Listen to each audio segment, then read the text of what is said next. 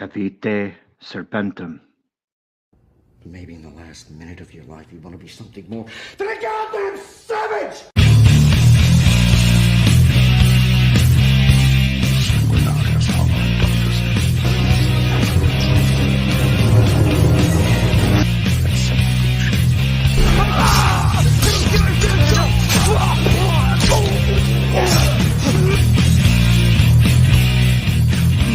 Annunziare mendatio.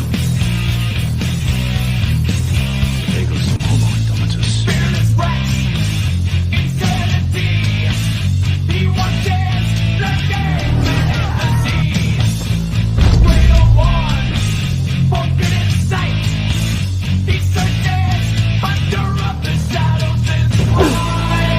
You like this? You like being food for the immortal?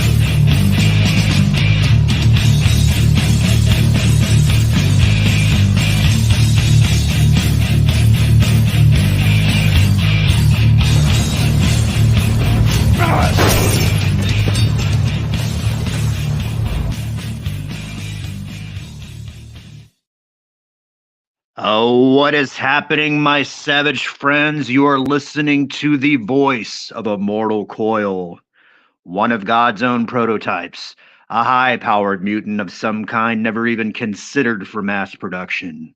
Too weird to live, too rare to die. It is Saturday, April the 6th, 11:05 p.m. West Coast, Seattle, and it is time, my friends, to get savage.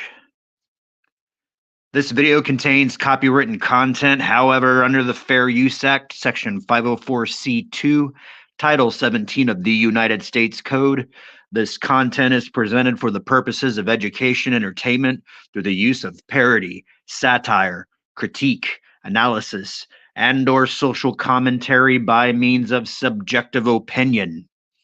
Viewer discretion is advised. We have about 1,000 hours on this channel to get monetized, so I'd like you to hit the bell, share out the link, drop me a comment, let me know how we're doing.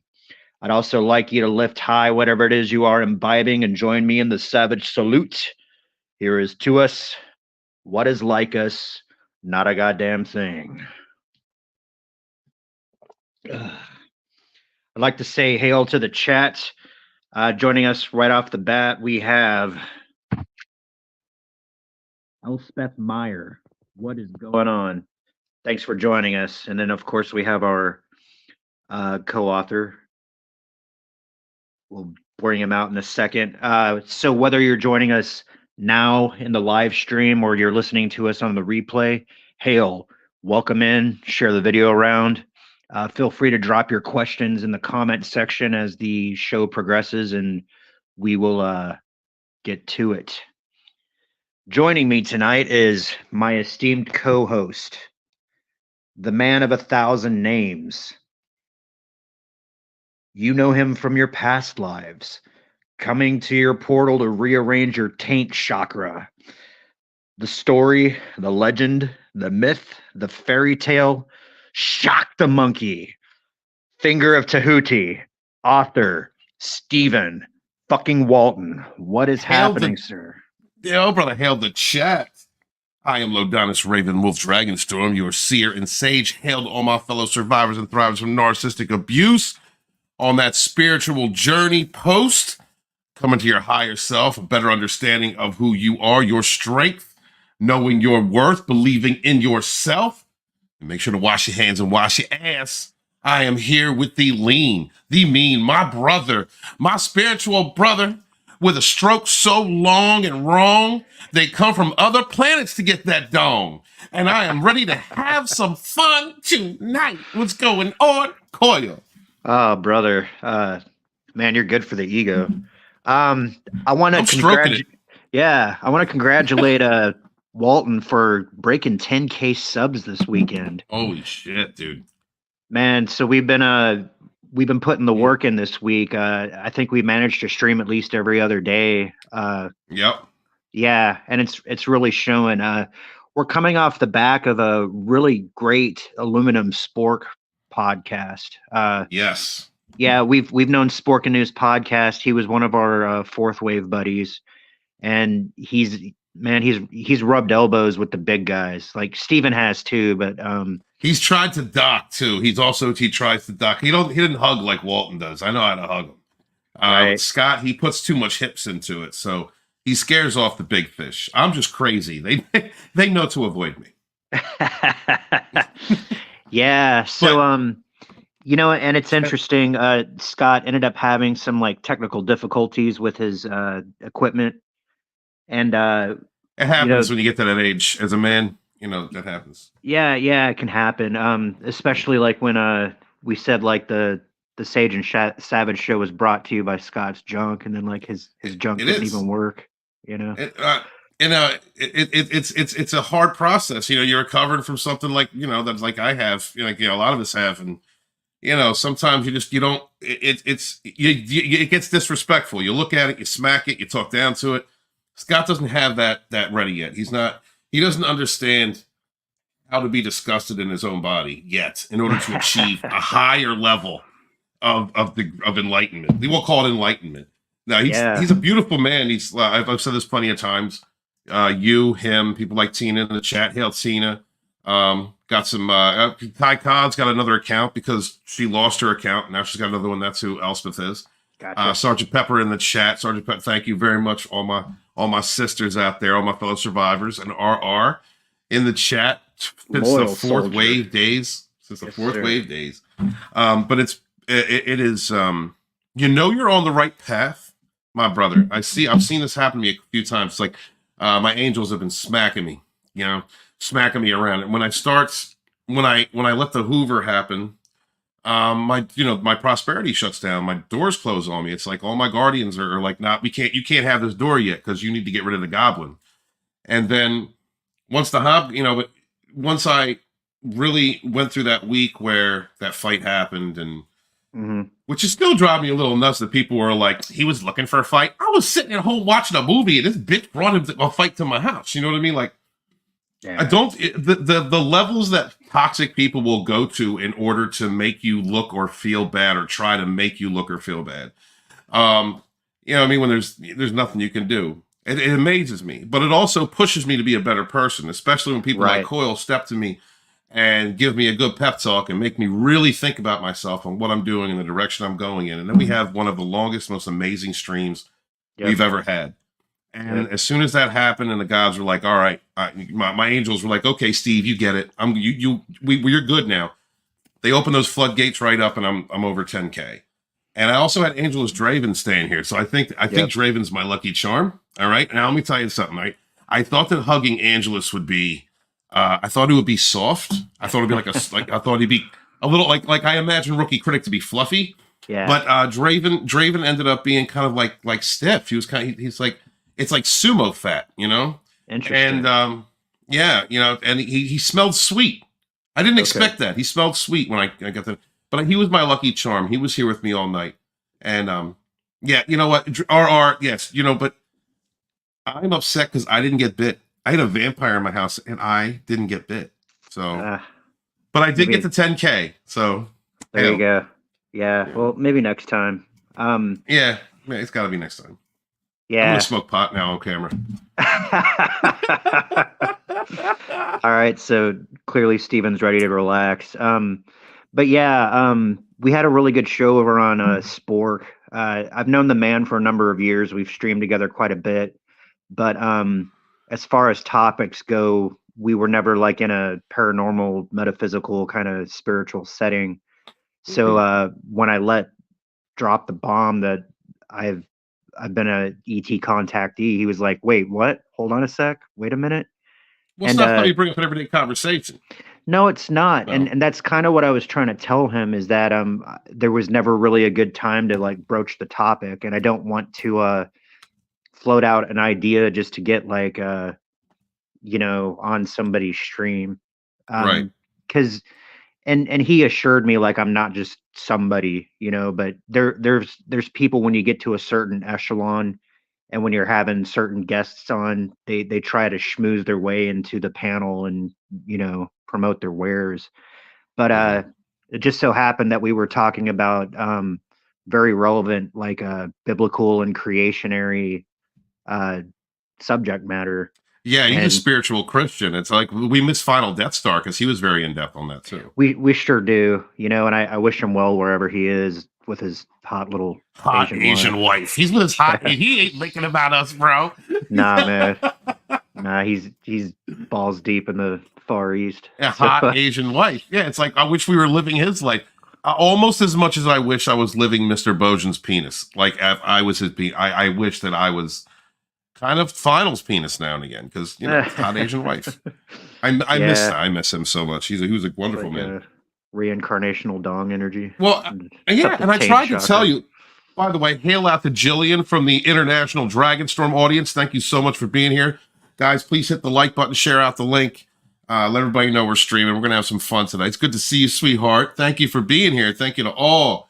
Thank you to everybody that's here today. I was trying to tell Scott for the longest time, like, because he's a spiritual cat. Like he's Yeah. definitely, he loves Christ. He's a worshiper of that Messiah, and like. Yeah. He's proof. He is proof again in my experiences that you can have someone who's Christian that isn't closed-minded, and they're not going to. They don't push away ideas. They don't push away certain things. Like you can tell he's searching for the answers because there absolutely is a marriage between the solar messiahs, Jesus Christ, that whole mythos, and source God and.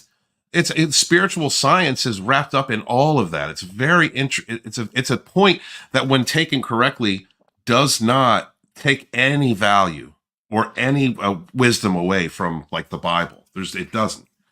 When I could see him sort of like struggling between the mythos and the type of life that the Christ character advocates Yeah, but versus Jesus was badass, yo. what the church says versus what man says versus what the texts say. Right.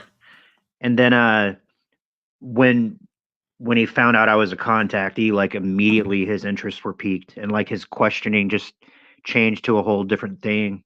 And Yeah. it seems to happen like whatever stream I'm on where I let that go, like the audience just like immediately gets interested and they want to have like Q&A time and all that kind of stuff, which I really enjoy. If I have really good questions and the audience is on point, then a lot of this stuff I understand, I can finally just like let out. And I really didn't anticipate, like I was thinking people would be more like, yeah, bullshit, where's your in the middle of the night cam with the fucking aliens in it. And it's Yeah. just, it's actually Unfortunately, just it's well, been what great. like it's what Scotty was saying about the people out there that lie, the fakes, the fake, Yeah. That's what makes it difficult for everybody. I mean, and again, with liars, okay, sorry to go back to narcissistic, abuse topics, but Well, it's all this relevant. is kind of relevant. When you have somebody who lies constantly, like our media, our politicians, then you get used to being skeptical. It creates illusion. It creates confusion and disorder. So you don't know what reality is, where we should be able to just trust our intuition, trust what a person is saying to us. We can't do that. And okay, not everybody. I mean, some people have like legit schizophrenia and shit. And you don't know who you're talking to sometimes, but when it comes to just like most interactions, it's the liars that make it difficult for people to come forward. Because I'm sure it's made you feel uncomfortable at some Sure. point in your life. You have these interactions. You have been on Yeah. spacecraft. You have been around these entities. Yeah. So it makes, I'm sure that like, yeah, you've had to hold back because somebody's bringing up a story or something, and you're reading it or you're seeing it and hearing it and going, I know that's bullshit, but you don't want to chime in because you don't want to look bad. Well, and there's also that very real thing of like in my personal life, like my friends and my family, I've talked to them a little bit about some of this stuff, but not in great detail. I haven't like really spoken about anecdotes. Um, because there was like this real stigma, and even in my immediate family, man, my mother was seen as kind of like a kook, and she was the one that was into metaphysics. So, But she was crazy. Yeah. yeah, and ergo, Yeah. anybody who followed her or was into the things that she was in might have been influenced by a crazy person, you know, and It takes a touch of crazy to get outside the 3D. that's what I'm Yeah. saying. And then if uh if you're overloaded, especially in the third eye or the pineal, it'll manifest that way as a, mental disturbance. Yes, Um, absolutely. and towards the end of her life, I would definitely agree. My mother was mentally unstable, but there was a time when I was younger where she was very present, and I have I have her to thank for a lot of the uh, encouragement and exposure to reading material and networking and things like that. Um, and I honor her choices. She's moved on past this plane now. She's in the next world.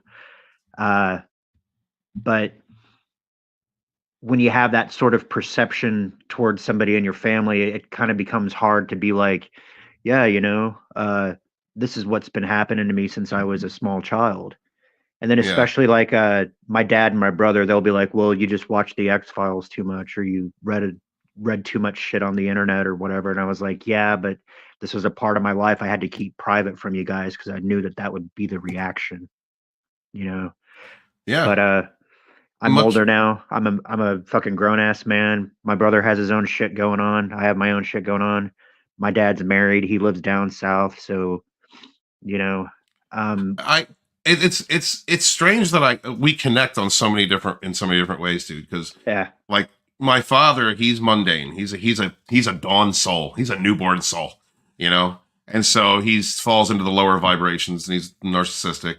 And sure, my mother dealt with a lot of issues because she went through a horrid amount of different types of abuses when she was a kid, and it made her crazy. But she was also psychic, highly intuitive, and right. so connecting with her was difficult until she got to a certain age when she had everything under control, her mind under control, and she moved and she's happy, wonderful, living her life. Thank God. Feeding my sister's feeding her pot gummies like crazy, and it's working. So yeah, I understand like feeling trapped, and especially with like paranormal abilities, seeing ghosts and Sure. hearing ghosts and being a part of the spirit realm as I am. And I wanted to shout out that Frankie Knows was in the chat earlier at Sporking News Podcast. He's brother of Vinny Tartamella, who's an excellent artist. I own many of his books, guys. Please check out Yeah. Vinny Art.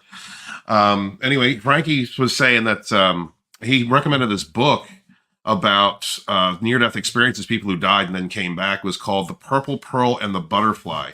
So I think that's something we should check out in the future. I just wanted to give him credit, and we'll give him credit again for pointing it out to us if we cover that in the future. Because when you have these experiences, people don't know. Like people who don't know, who haven't seen these things, like they don't know. It'd be like No. someone trying to explain nuclear physics to me. Like what? What are you Right. saying? What's that Right. math? You just wouldn't understand it. But it is a part of our collective. It is a part of the experiences that we have, and so.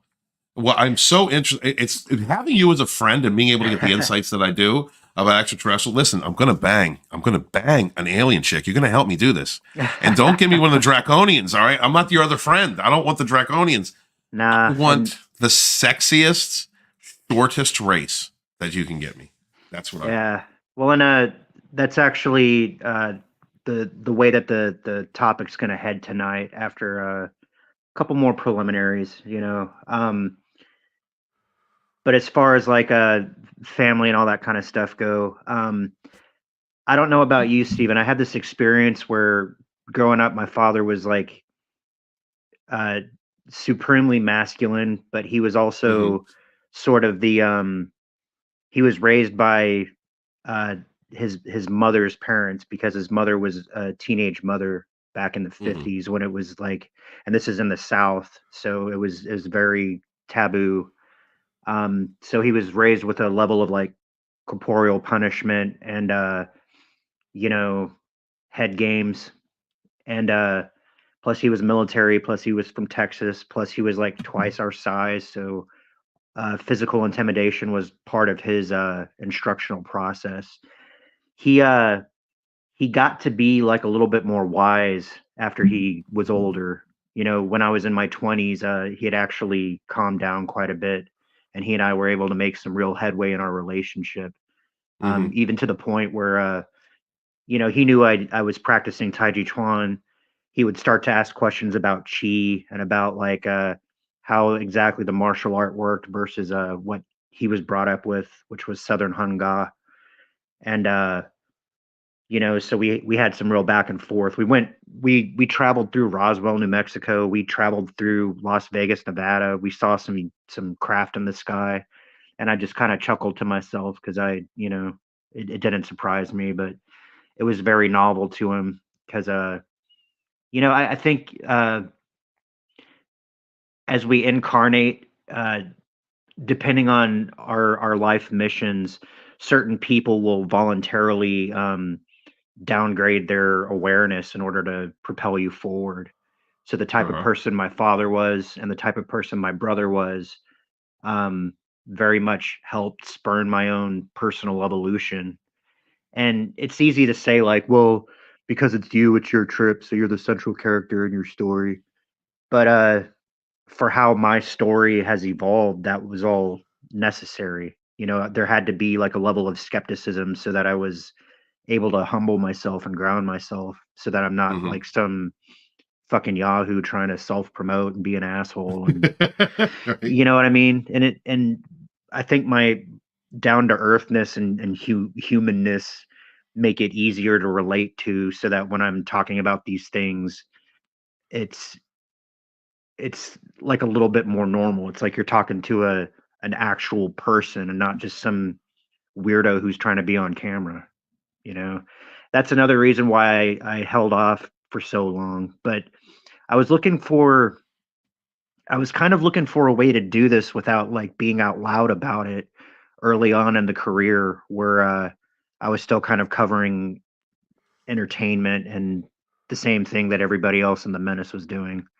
Yeah. Um, I, I try to have that spiritual side to it, but especially with the way like Hollywood and all that stuff developed, I had less and less opportunity to do so. And Bro, then I just understand. I yeah, understand. I tried that early on. I came out the broom closet early. And a lot of the yeah. early guys were like, oh my God, Steve's a witch. Oh my God, he's evil. Stay away from him. I don't like him. No, it's not because he's a witch. It's just I don't like him. You fucking pansies. When Oh, I man. saw my channel stall a couple times just because like I was having a hard time coming up with uh subject matter because as soon as something would happen in the entertainment sphere, boom, like 10 channels already jumped on it. Oh, yeah. Yeah, yeah, right. I understand. And It how was can I hard. yeah, and how can I distinguish myself when you got guys like Gary Nerdrotic and you know You be world sexier class than Gary. You be sexier than Gary. Good luck being sexier than drunk. You be sexier than you can. Oh, Ryan Canal. Oh my God, Ryan! Please tell me you. I haven't seen him in a while, but tell me that scraggly thing you grew in your face you shaved off, and then fucking Jeremy tried to grow one too, and I was like, dude, please, guys, look, gentlemen, I understand beards are in. Your beard is not your thing. The beard. You need the Steve stash. You need the Eh, '80s Steve stash. That is what you need to put on if you're going to do with any facial hair. You're not as sexy as me or Coyle. It is what it is. We can grow beards. Hey, say Grown hail to ass the chat men. real quick. There's a lot of cool Yeah. names in there, man. Oh yeah. Yeah. So we got let's see here. We got Jillian Tapping coming off the bat with a question. She goes, "Hi, Immortal Coil. Have you ever read Only Planet of Choice: Essential Briefings from Deep Space?" That's where I started with this stuff. No, I'm not aware of that book. If you could drop the author for me in the chat, I'd really dig getting into that. Um, we got Elspeth, we got RR, we got Dragon Wolf, we got One Man Show. Greetings Yeah. and salutations. How are you Hail. doing, sir? It's first time I'm remembering seeing you out here. We got CJH Entertainment Plus, another loyal soldier. We appreciate Hail you the coming in fourth. tonight. Um, yeah, we got some great topics for you guys tonight. I'm basically going to be going over this time where a friend of mine asked me to advocate for his own extraterrestrial encounters, and it's not really something that I try to do too often. And it's not because like it's an exclusive club or anything. It's just more like what are your intentions? Are you trying to do it just for the novelty of it so you can say that you did it? Are Well, you trying to how did he go ahead, sir? approach you about this? Yeah. Oh, 1 second. I'm sorry. 1 second. 1 second. Hey, Lizzie, how you doing, sweetheart? It's because I'm coming down to New Orleans. I'm coming to Louisiana. It's happening, Lizzie. There All right. she is. The train wreck express is coming through. The Dragonstorm train wreck express, starring myself and Immortal Coil, is going to happen. We're stopping in North Carolina to see Beth first. We are going to be two kind of put together dudes who are going to tell you how wonderful you are. Have a great time. We're going to help boost your ego. We're survivors too, survivors and thrivers. We may hit on an abused chick or twice, but we're promised it's all in love. It's all in love, Lizzie. I'm not coming down there to hit on you. I'm coming down there because I want to spread happiness and joy and healing. That's what we do. The Train Wreck Express, Walton and Immortal Coil, is going to happen one day. It's, how did he approach you? Okay. Like, how did he? So I mean that's kind of a story in itself, and there's some necessary background before I can start the story up. I want to talk to you about how I met this guy. Um, I won't share out his last name, but his first name is Wyatt. Okay.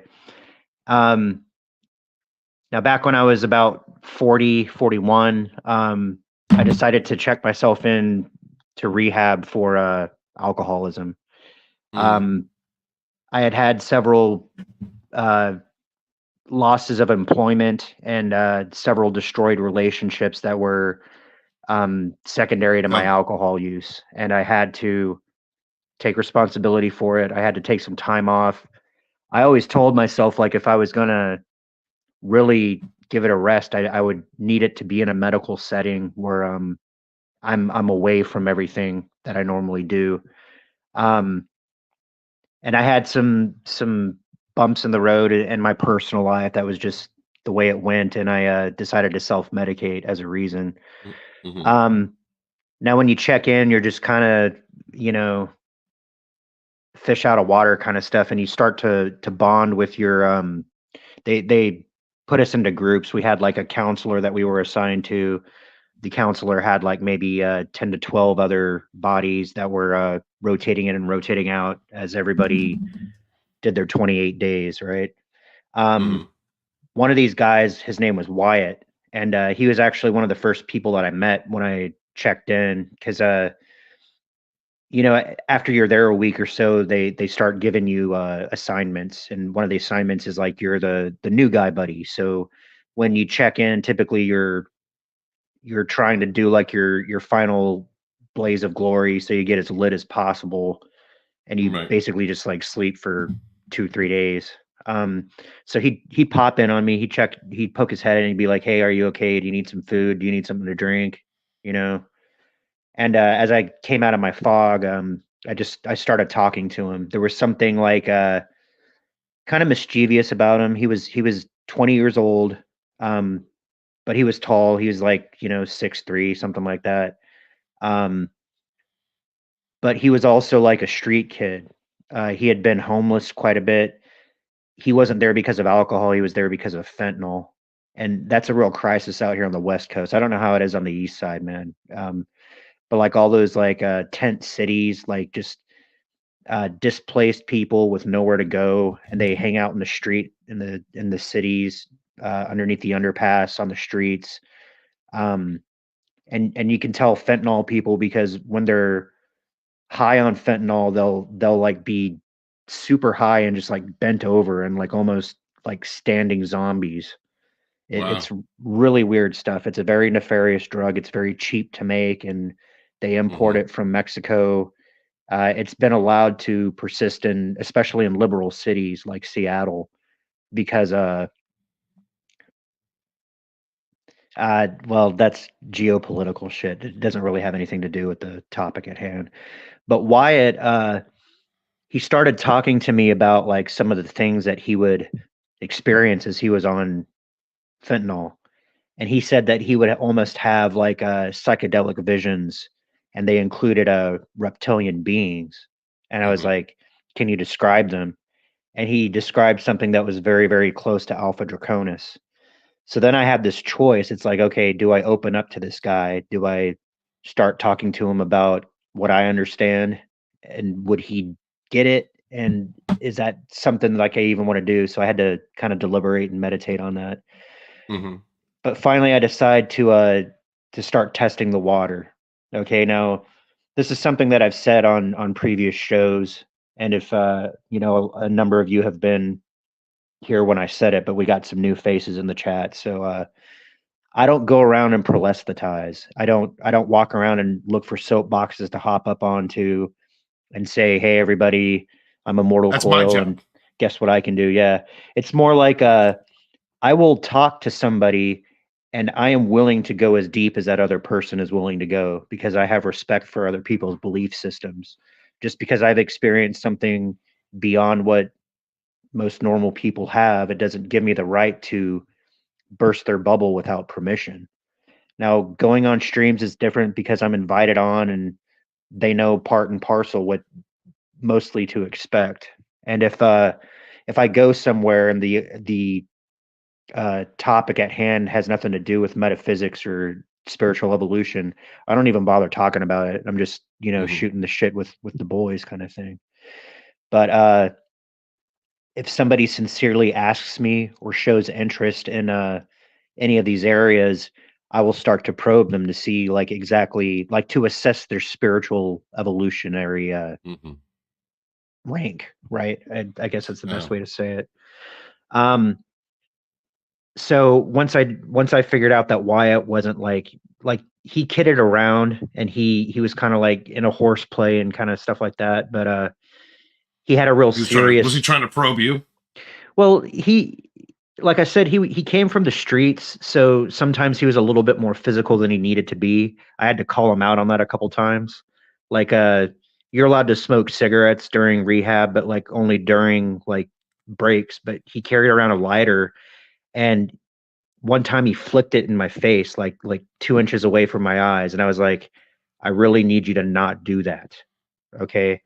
And then we were walking around somewhere else and he did it again. And I was like, this is the second time I've had to ask you not to do that. I'm not going to ask you a third time. And I don't Mhm. think you want to be somebody that I have to be on my guard around. So he Mhm. never did it again. And that showed me some kind of respect, but at the same time it showed me that again this kid's 20. He probably hadn't had like well he certainly didn't have a dad, but he hadn't had like an older brother to, you know, kind of be like, "Hey, man, knock it off, you know, grow up, kind of, Right. you know, let your nuts drop, you know, don't do the kid shit so much." Um, so I started asking him about this, just about extraterrestrial life and UFOs in general, and he said the weirdest thing to me, Steven. He says like, "I don't believe in outer space," and I was like, "What do you mean you don't? What do you mean you don't believe in outer space? You know, Flat we've earther. had probes up there, and like, are you fucking kidding me?" And we kind of laughed, and you know, a little bit later when we were alone, he was like, you know, I just kind of said that to see what you would say. I do believe in outer space and I do believe that there's life out there. And I do believe I've lightly contacted some of it. And I was like, oh, so he told me about those psychedelic sort of episodes that he had had. And I was Mhm. like, okay, so do you feel like you're drawn towards reptilian beings? Do you feel like that's where you kind of resonate with? And he goes, yeah, I really do. Damn. And I was like, okay, you know, and I had met people who were more reptilian in nature. Um, and I do have my own separate encounters with reptilian beings, but they didn't really go super swimmingly. But the, you know, one of the functions that I have, Stephen, I mean, I know like we talk about like the cosmic dick and all that kind of stuff, but like Yeah. as far as like my role with DETs, I feel like I'm in sort of some ambassadorial role because of where my spirit comes from. and the sort of genetics that I chose to inhabit during this incarnation. So I've contacted a lot of different beings, and not just solely for the purposes of mating, but that is a component of it. Um, so the essentially like the way back to them, I can play with if that's something that I feel like I wanted to do. And I said, I came out as a contactee to him. I was like, yeah, I've been having encounters with beings since I was my first encounter happened at 9 years old. But I would say like geez, over the years, my last encounter was probably like about a month ago. So I mean, this has been pretty Yeah, I consistent remember over when you my told me. life. Yeah. So I mean, like, all right, how do you introduce a terrestrial being to an extraterrestrial? For how do you propose them? Okay. Or Well, the race that he was talking about has specific. Draconis, right? Yes, he was interested in the Alpha Draconis, and I told him what I knew about the Alpha Draconis. They refer to themselves as the Sekhar. They are a very old race. They are not native to this universe. They were actually like dragged from another universe and physically dropped here. Um, Interestingly, the human race is not native to this universe. They were also taken from somewhere else and placed here. So, um, part of what I communicated was the history. The Alpha Draconis are very possessive, and whatever they see, particularly if they see it first, they think it's theirs, and they will fight you for it. So they were the first ones in the universe. They believe the universe belongs to them. They were the first ones to sight planet Earth. They think planet Earth belongs to them. And, both races being in the universe, they had a good, like, maybe 50 to 60 million years alone by themselves. As they developed interstellar technology, the Alpha Draconis went to the Lyra star system, which is where the first humans were placed. Mhm. And a big misunderstanding happened in terms of like greetings protocol, and war was the result. And the Alpha Draconis overran the Lyra star system and dispersed the human race throughout the stars. Some of that Pleiadians That's, have Lyran stock, right? hold on. So you know what that reminds me of? It reminds me of Battlestar Galactica. Kind of like You, that idea. and I have to wonder how much of the information that makes its way into science fiction shows are like seeded, or if these Yeah. guys are just like pulling it out of their ass, or if they know something. Or if they have the information. I mean, just look at the original Battlestar Galactica, the 13 tribes of man, all of the symbolism, from what Greece, Egypt, like these things are all connected. Well, I wonder that about the movie Stargate too, because that's fairly Stargate. that's pretty close to what actually fucking went on, down Get to the fuck out. the Egyptian symbology. Yeah, it's not quite like that, excuse me, but very, very similar. So somebody knew something, and they're just kind of like, R says predictive programming. yeah, there you go. It's like that Yeah. Simpsons sort of phenomenon, Mm-hmm. And you guys drop your questions in the chat. After I get through with this yarn that I'm spinning, I'd love to hear your input and answer your questions. Honestly, I look forward to the chat segment, but like I feel like I have to keep on course so that yeah. So I want to hear about this dude banging a lizard. I want to hear this. So I explained to him that you can't just like waltz in and say, "Yo, what up, Lizzie?" and right. think like something's gonna fucking happen, because they would completely devour you. They literally like Now, there was is this, I'm Go sorry. ahead. Go ahead. Go ahead. Was this a physical interaction or was this a astral interaction? Well, so here's what I told him. I was like, I don't think it's smart for you to engage with them right now. I will go on your behalf and speak with them, and if they are interested in you, because they'll be able to read you, They're very psychic, Stephen. Like very Hmm. psychic. Really? Yeah, they'll see right through Yeah. you in an instant. Okay, Which, well, they're evolved, right? They're millions and millions and millions of yeah, yeah, years, yeah. right? They're millions of years older than we are. They're, this goes back to the beginning of the universe, man. They're billions of years old. I would say the universe was probably only around 1 billion years old when they were placed here, and so they were amongst the first. Um, and we'll talk about the design of galaxies sometime because that's an interesting thing too. Uh, but I was like, listen, there's a protocol, and if you go down there and show up and say the wrong thing, then yeah, they will they will end you. So Mhm. I went there astrally because Mhm. they don't respect Oh, human life, really. They will respect a spirit, and they know they you're not like a name to them. Okay, you're not going to be author Stephen Walton if you show up before them. You're going to be right. your energy signature, and you're going to be a stinky, smelly, hairy, Ape. pink little weasel. Yeah, Yeah. yeah, an Right, ape. right, right. We're not even fully human. We're like more animal to something like that. Mhm. Um, the Alpha Draconis are master geneticists. So some of what they did is when they captured some of the humans, they crossbred them with reptilian genetics. So you get human reptilian hybrids.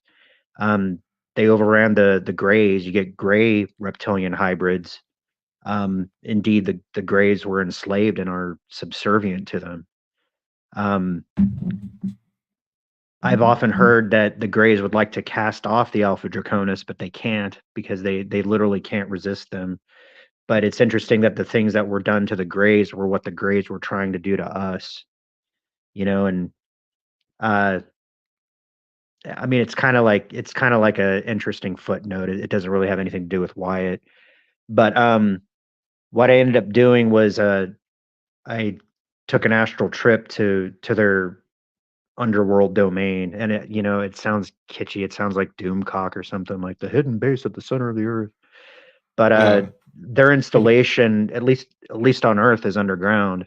They did have some presence on Mars as well, but things have developed in the past like 5-10 years that have really changed a lot of that stuff. So um, there's a ritualistic greeting, and you're walked in by some of the warrior class. Now, the caste system actually came out of the Alpha Draconis, like the thing that's been practiced in India.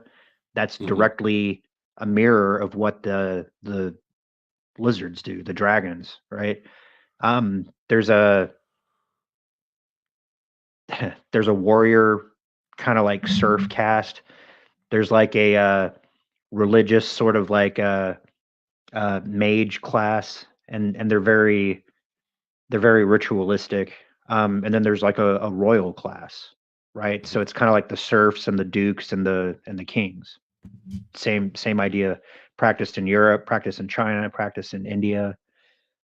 These are things that we learn from the dragons.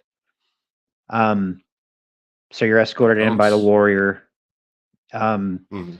I was met by not like a high royalty, but like just sort of like a lower level royalty.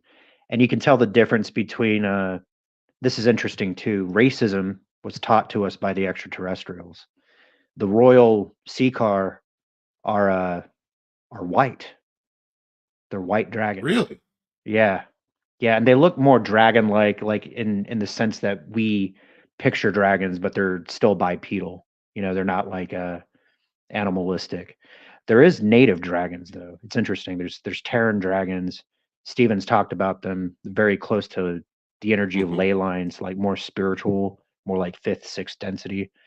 And then there's also a native Saurian race that developed independently from the Alpha Draconis, who also live underground. Interesting stuff. Yeah. Um, so it's kind of like this. What's the meaning of your presence? They know who I am because I caused some. I caused a scene once when I was younger, when I was in my 20s. Anytime I go before them, I don't go in a human body just because like I'm saying, they have a charge against humans. Terran humans they see as animals, but human humans they see as a threat to their, a challenge to their possession kind of thing. Plus, the way that reptiles vibrate and the way that mammals vibrate are very, very different. I talked about this a little bit on Scott's show, but one of the things that one of the reasons that we feel such terror when we think about reptilian anything, let alone like a sentient being, is we have that mammal's instinct from even before primates arose. We were hunted by reptiles. We were hunted by weird amphibious things. So when we see things that resemble those forms, we have that genetic primal fear of them. So unbound spirit, Stephen, you can attest to this. You possess abilities that you don't inside a human body, and especially if you are familiar with how to wield those things, telekinetically, like the Force or whatever. You can do some grotesque things, and I did some bad things to some of their warriors, not knowing what I was doing because I was just woken up in a primal state. And I had a guide and everything, like a spiritual guide, like taking me through and showing me around. And then I start killing Wow. things left and right with my mind. It's fucked up. So I was a lot more respectful this time. And it's not like I had to like even answer for what I did, because killing and uh, demonstrating physical authority, and that's part of their hierarchical system. So in a stupid way, they respected it, but it was also, at least from my side and from the feedback I got from my spirit guide, it was very unnecessary, very unnecessary. So part of the greeting ritual, you're offered blood, and typically it's human blood. Really? Would you like to partake of human blood with me? No, thank you, but you go ahead if that's what you feel like you want to do. So they drank Wow. some blood. Then there's an offer of physical use of a human vessel. Would you like to recreationally use this body? No, I would not like to use this body. You go ahead if that's what you want to do. So there you go. And it's not like they're even doing it for sexual pleasure. They're just doing it to assert dominance and to say that our life form is above this and we can treat you this way. You know, thousands of people disappear every year, Stephen, and not all of Yes. them are. And Yeah, not all they're of them being are sold taken. to. Yeah. Some of them are being Absolutely. taken Yes. Yes. by dark So, forces. okay. Now, I think I've asked you this before, but just off subject for a moment. Yeah. Cattle mutilations. Is that Yep. like, a diversion, or is that legit? Is that alien? There Aliens doing that? there were certain governmental factions that were and going in after the fact and performing some of those to throw us off the trail, but uh, the Greys made use of cattle parts. There's certain hormonal things that they use to sustain themselves. They don't eat and drink food because their digestive organs have atrophied just about as much as their reproductive organs.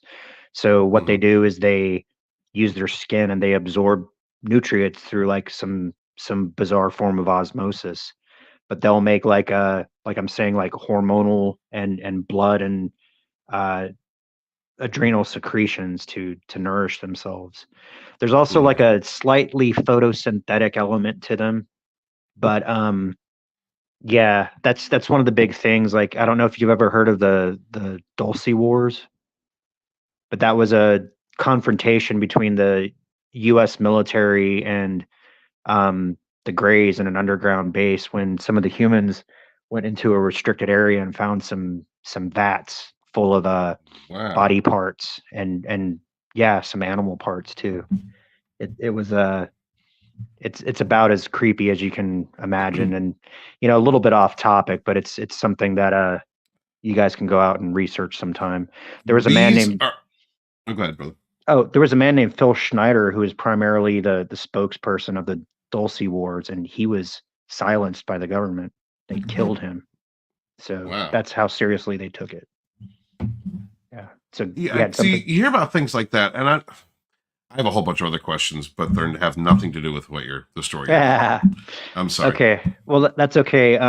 Let's let me finish up because we're almost finished up here. We'll check with the Okay. chat and then we can just jot some of them down if you can Okay, remember them. Oh, I can remember them. They're all interesting questions. Killer. So we went through with like the opening niceties, and it's like, so what brings you before us kind of shit. And this is all telepathic, by the way. They don't speak. If they did make a noise, it would sound very reptilian. You can tell if your language is descended from the C card because you'll have like hard K's and like the sound and like a lot of sh and a lot of like that kind of stuff. And occasionally you'll hear like a grumble or something, but there's just no need for them to, make crude guttural utterances in order to communicate. Right. So I said, listen, I have somebody who believes that they are of descent from you. They're interested in working with you. If you are interested in working with him, I'll provide you with his spiritual signature. And if you are, feel free to drink blood with you and let you probe him with your tail. And I warned him shit like that would happen too. But that's actually coming later after I returned. So I got the information from them that I needed to carry back to him to communicate. So I thanked them for their time. I expressed what a honor it was to be there, and right, of course, you got to give respect. Right? Yeah, made my way back to my body. Everything was cool. Everything was kosher, except when I woke up the next day, I did feel like I had the taste of blood in my mouth, and I was in a very angry space. Like I woke up angry and pissed off, and it's not just it's not just me being a human and I don't like lizards. It's just like being around that energy was so fucked, man.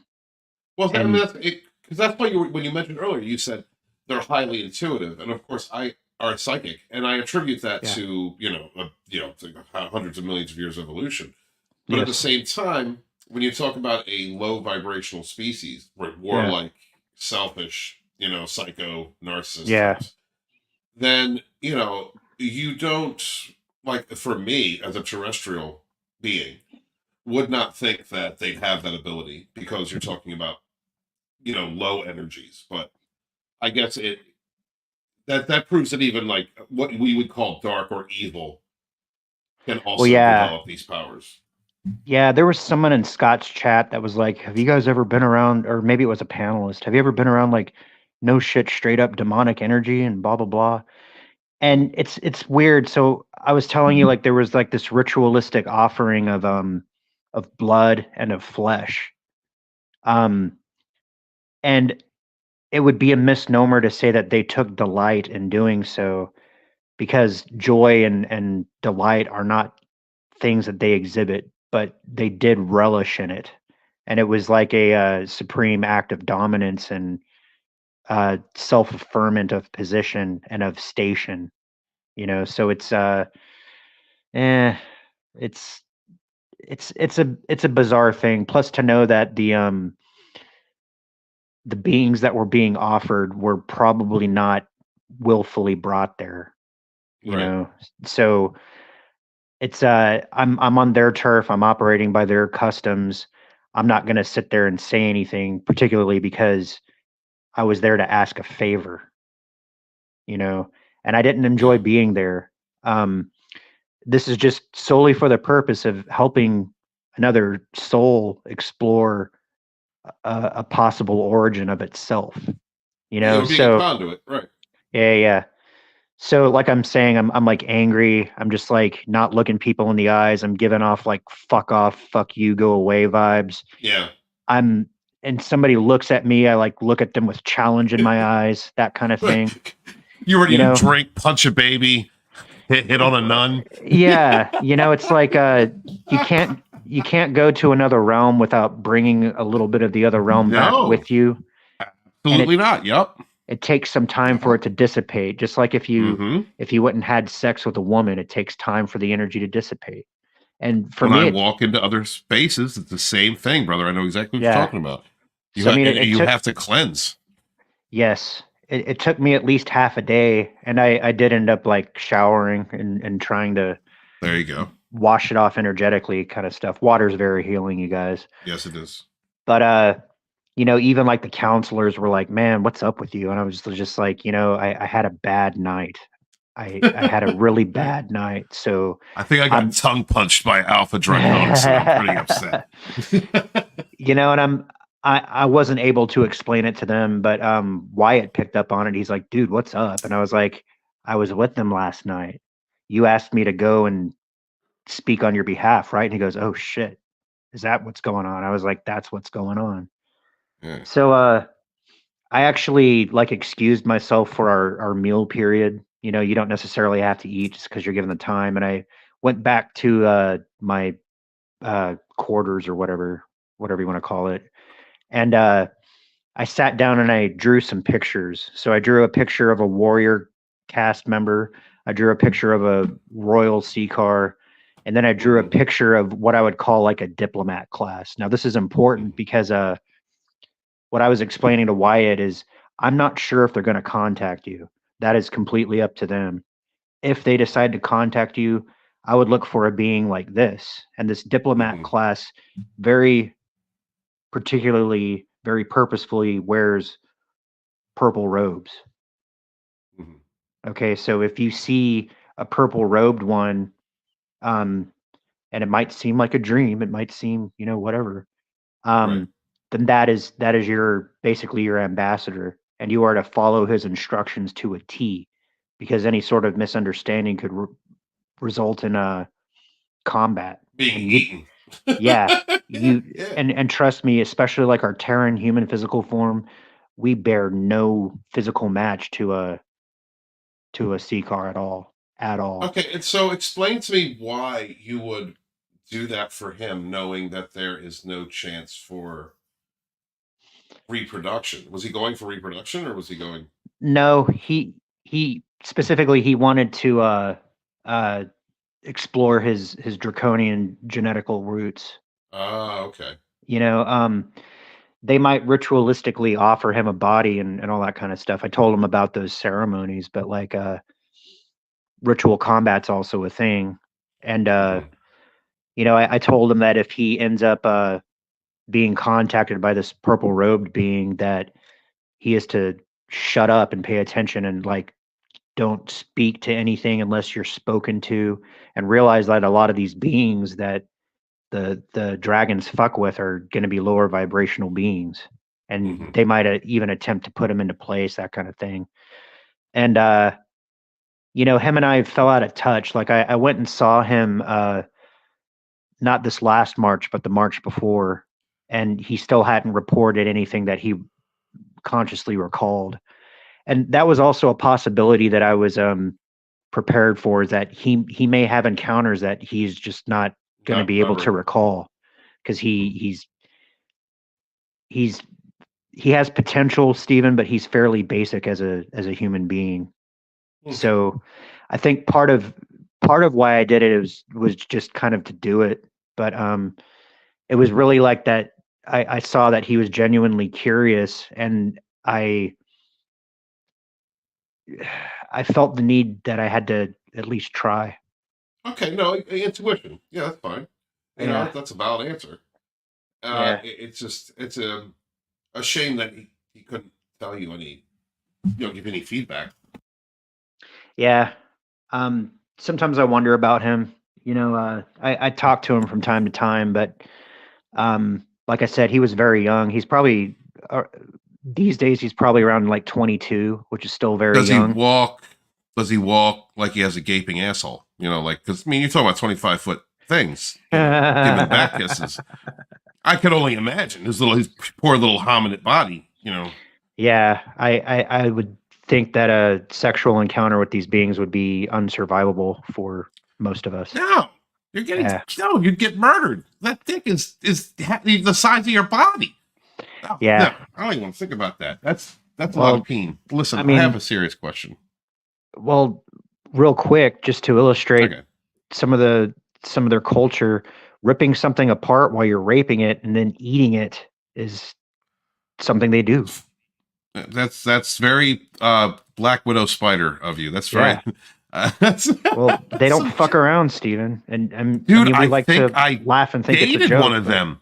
I think yeah. I dated one of them. Um I that's not a joke. No, that's Right. horrible. Now, okay, hold on for a second. I'm sorry, I had to sneeze. Right. Let's say that happened. You were in astral form, or you know you're of a psychic link, and you're visiting with people like that, and they eat you. Does that just cause body death? Because that's going to rip the cord, right? Your astral No. cord from your body. They're incapable of fucking with me just because of who I Well, am I'm not talking about spiritually. you. No, I understand. I'm not talking about you, intergalactic stud. All right, we're not talking about you. We understand where you're at. You're like they couldn't handle what you're bringing to the No. stars. They saw what I did last time. Yeah, what I'm saying is, for if they did to a person, let's say that your friend was with them and they decided to eat him or consume his energy, would that's consumption would be death. I mean, that's Yeah. I've walked in other places around other entities, you know, and I've always like that's just like understood. If I die here, I'm dead. Yeah. Well, Yeah. So I mean, I want you to think about this too. We talked a few weeks ago about the Greys and their soul bottles or their soul containment units. the voodoo jars, the great Yeah, the Alpha Draconis has even more advanced technology. So if you're out with them and you're not on your fucking shit, they can trap you. You know, they're very capable of like swapping out spirits. You know, they could dude. convince Hold you, up.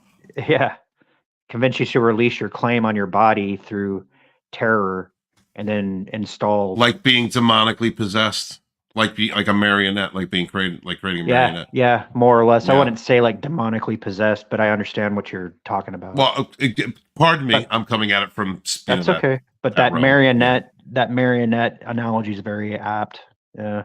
And then that's the nefarious thing is that even if it's a different spirit, because it's accessing the same body, it'll have the memories of the body and still know how to perform job functions. Like say you're I don't know, a bulldozer driver. You know, Okay, and now they'd still know how to bulldoze. Yeah. all right. Okay. So, talking about species that have millions upon millions of years of evolution, information, experimentation, connection to source, all these things, right? So, what I'm understanding from you is that operating in a way with them is very much like we do with the spiritual realm here, the spirit realm here, right? Yeah. Okay. So that being the case, you're talking about, you know, them being able to capture, contain, and then place something inside of a vessel that's given up its connection. Yeah. So that sounds very, very much like what happens to toxic people when they get to a certain point in life and they kind of just stop being good. They're not going to be good. They keep being backstabbing and lying and smearing and nasty, like the worst of the worst. You know, like psychos and narcs, like real bad narcs. Do you think the same thing can happen with them, like in the spirit realm? Because that is a thing here terrestrially for a person to, you know, make a deal or contract or encounter an entity that is so dark and strong that it can literally possess the body, take the, you know, basically replace the soul, or at least not replace it, but become so dominant within that enfleshed being that it is the driver's seat. It has the driver's seat, not what was born into it. Like, is it relative? Like, am I saying things wrong, or like it just sounds like these are relative? I get what you're saying. Particularly on our planet, you can't ascend to the higher echelons of like political power or religious power without going before beings such as this. And you you have to do very grotesque things to get like the secret knowledge, Yeah, whatever. go through the sick rituals. Yeah, Yeah. so there is a component of that, but it's more like when they want to snatch people and throw them into key positions of power. It's easier to just terrorize them to the point of near death and get them to Hmm. relinquish their claim over the body. Yeah, and then just Okay. slip another one into the pack and send them back to Okay. All right. to do So whatever. then that sounds. I believe that sounds right to me. I'm trying to communicate what exactly I'm saying. That's cool. In that respect, in like the way that you just said, the terrorizing until they vacate.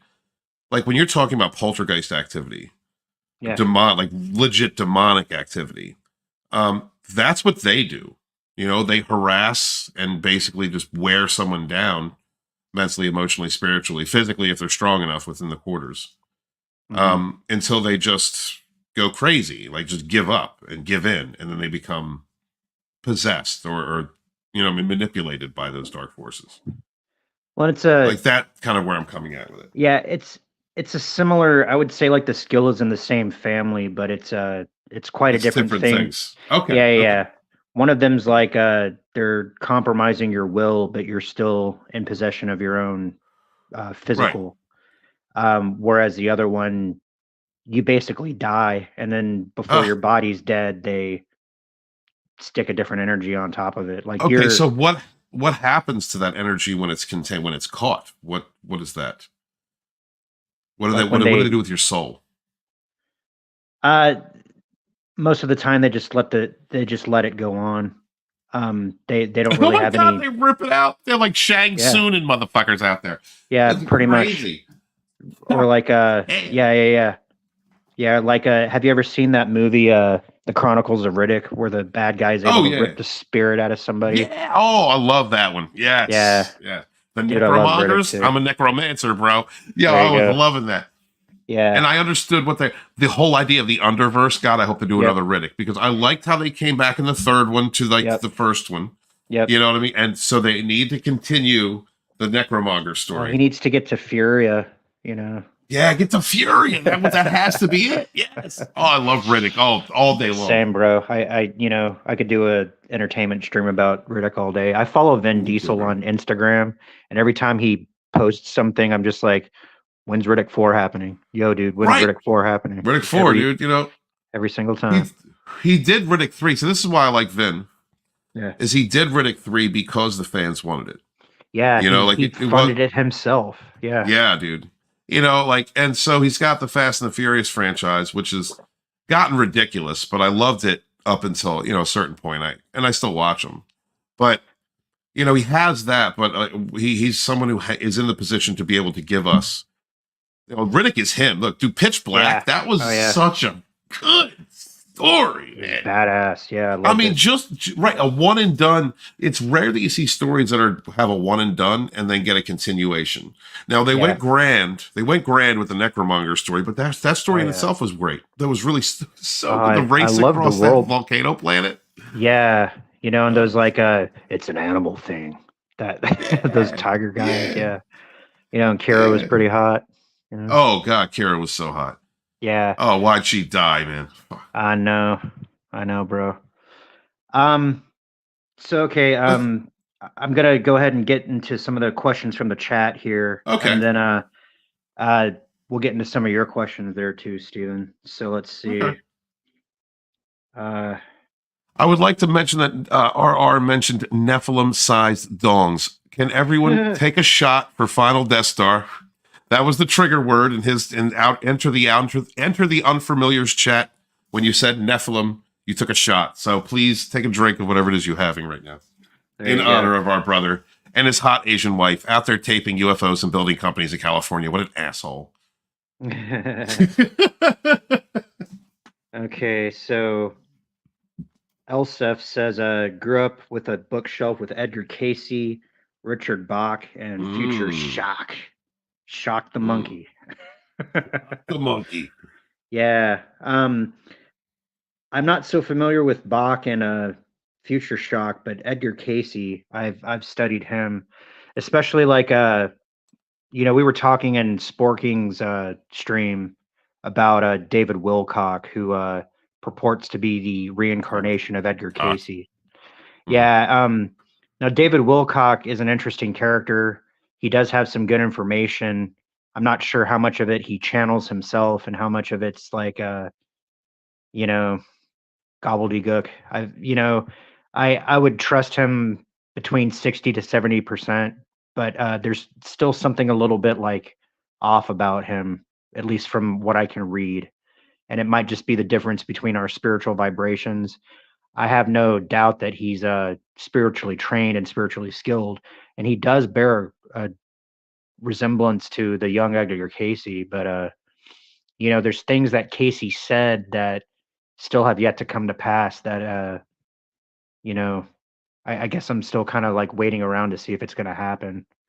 But it's also hard to, at least for me personally, if you're establishing your legacy by riding someone else's coattails, you know, you should be your own authority in what you're presenting versus like saying, well, I'm the heir to this dead guy. I don't know. What do you think, Walton? I think that there is a possibility of it, but it doesn't feel right to me. Right. And I go with my intuition. So that claim doesn't feel right to me. Okay. Fair enough. Yeah, that's kind of where I went with it. Now, when it comes to like knowledge or psychic knowledge that's being given, and that information, I take that for face value, no matter what anyone claims where they come from or who they've been. So, but Edgar Casey's one of my favorites. Studied him for a while. When he said Atlantis was going to be discovered, and we found the Bimini Road was found. It's like that. Yeah, that's a piece of it. Yes, but the Atlanteans were global. By that point. Yeah, when the continent was sunk, they dispersed, and so like a lot of the coastal cultures, especially, and we talked about like the Basque in Spain. They had Atlantean customs, and that's one of those things that I wanted to float out there, Stephen. We talked about like hurling asteroids as weapons. I'd have bust out Toth. Yeah, that's what that's what happened to Atlantis, and it was actually the Pleiades who took out Atlantis. But there was a lot of fucking sick shit going on in Atlantis too. So. I mean, I'm down with that. See, I would love to go to Sodom and Gomorrah.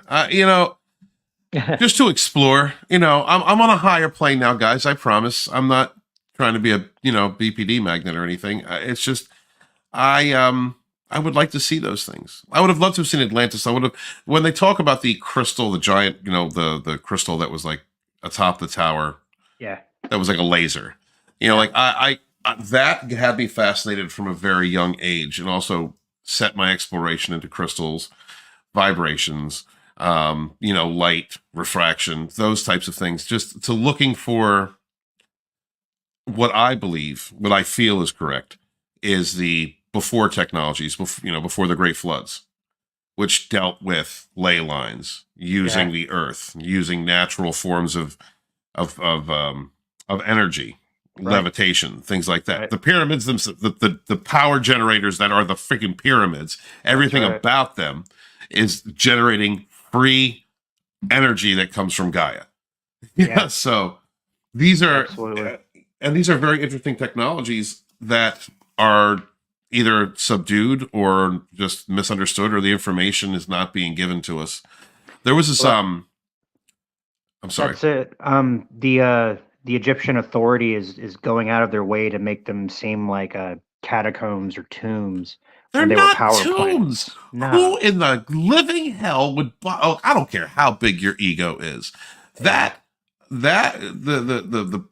Great Pyramid is not for a fucking tomb. That was an energy chamber. That was not a tomb that was inside of that, what they call that sarcophagi, the stone remains. No. That was the energetic core. that kept everything moving. You've got all the elements from beneath the pyramids to the in its original structure, all the way to the gold cap that would have generated power and sent power across to other caps. And that's what the obelisks were. Yep. they were to collect energy. It was I would have loved to have seen 10,000 years ago, 10, 11, 12,000 years ago, I would have loved to have seen that area of the world and just explored those technologies and been able to walk amongst them just to see how different they were energetically. We went through, you look at, we talk about trauma, talk about generational trauma. We went through 2 great floods. We went through a great flood that effed everything up. Everybody kind of built. They started rebuilding, had like about 800 years to rebuild. And then boom, it happens again. And so we don't see a lot of, clay tablets and information until, the cradle of civilization began, present day civilization. And that is after human beings were like, all right, I'm going to try and build again. I'm going to try again. I'm tired of living in a cave. I've been doing this for about 1,000 years.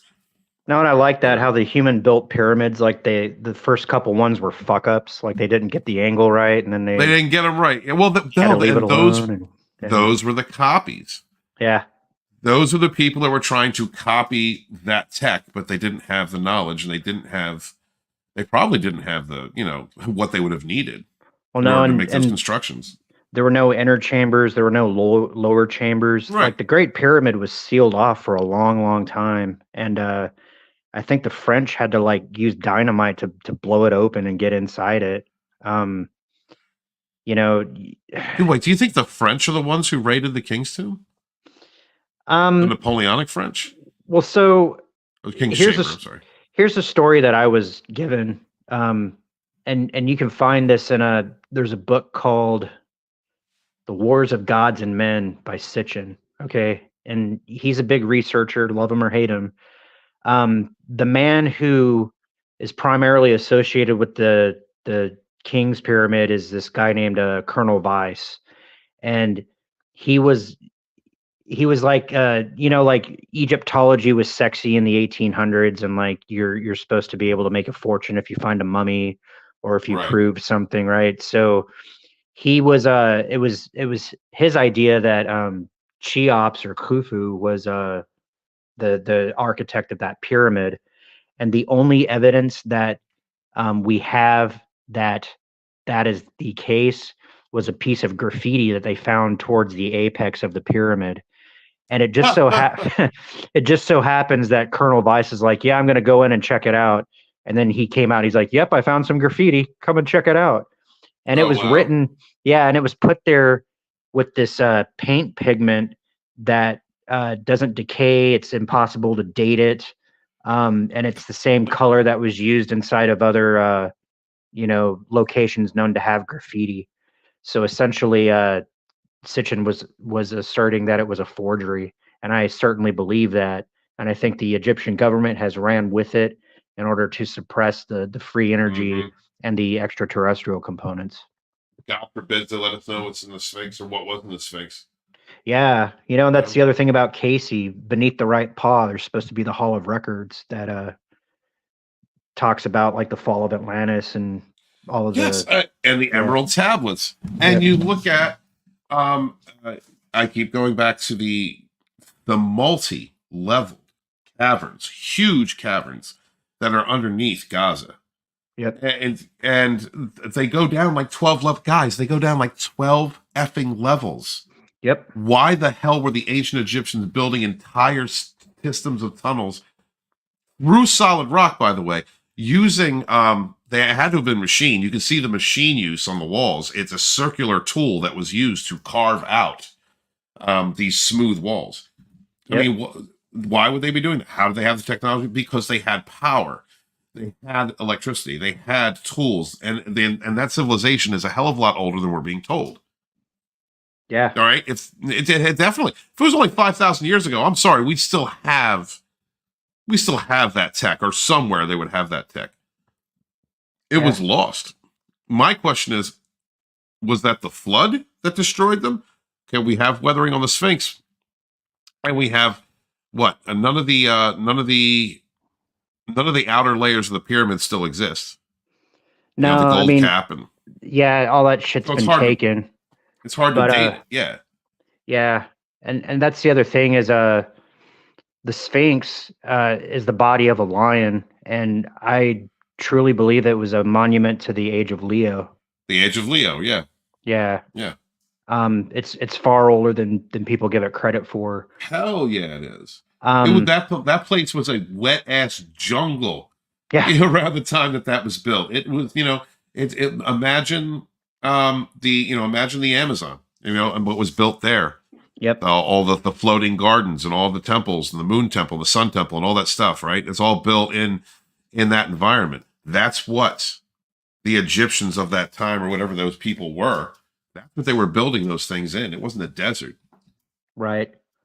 And It's just back then, the point of the book of the Wars of Gods and Men is that the gods, little g, they warred amongst themselves. They couldn't all live in the same city together. So it's like basically Anu was like, all right, you guys draw lots. You fuck off over there, you fuck off over there, you fuck off over there. And you guys each will have your own fucking city. You could be the god of that city and do whatever you want to with the humans that you have there. But typically what ended up happening was you'd have the humans of one city at the behest of their national god go and try to overrun other cities. And, it was like a dick measuring contest, man. everyone's got trying to show their astral dick off. Yeah. That's great. I mean, except Ishtar was part of it too. That whole like goddess of love, but goddess of war kind of thing. Listen, I would bang Ishtar. Oh my God. I would have been her servant. I would. Oh yes. Definitely. She probably would have liked that too. Ishtar. She was like the original high body count bitch. Dude, I'm down with that. Oh my God. Destroy my ego. Yeah. Hail Ishtar. There you go. So RR, he's dropped a Vinny Arts link. You guys go ahead and check that shit out if you can. Yeah, beautiful art. I've bought several of his books. He's that man is a great artist and a wonderful storyteller. Please check that out, guys. Yep. We said hail Lizzie again. One Man Show says, I suppose you could say Scott sent me. Right on. Scott, that's awesome, Scott. And actually, One Man Show, the last show we did on my Dragonstorm, was sponsored by Scott's Junk. So please check that out if you like Scotty. He's, a lot of meat in that man's fridge. Epic 7-hour show. And our channel, was it Deborah? Did she go through and do all the time tags, the timestamps? I did. Oh, you did? Okay. So, yeah, so it's for easy navigation. You can kind of go and see the topic to topic kind of stuff. Scott's Meats is nicked near the beginning. It's Savage Salute, after the Savage Salute. Yeah, but I appreciate you swinging by, man. I'm hoping that you guys have been entertained by the stories here. One of the things about the Savage show is I'm able to go into the experiences a little bit more readily than when I'm a guest panelist. It's also a little bit later at night, so it's not like it's kind of like Art Bell. It's kind of like you have to stay up and listen to the spooky Sunday kind of shit. But this is also good for our international audience out there, all you early morning, guys getting up in the early morning over there. Thank you to all of our family across the pond. It is good to see you, and we really appreciate you subscribing and checking out our shows. Please remember to like, share the link out. Immortal Coil only has less than 1,000 hours to get monetization, so if we could, after the show, watch another one, put it on repeat, we greatly appreciate it. Thank you so much, guys.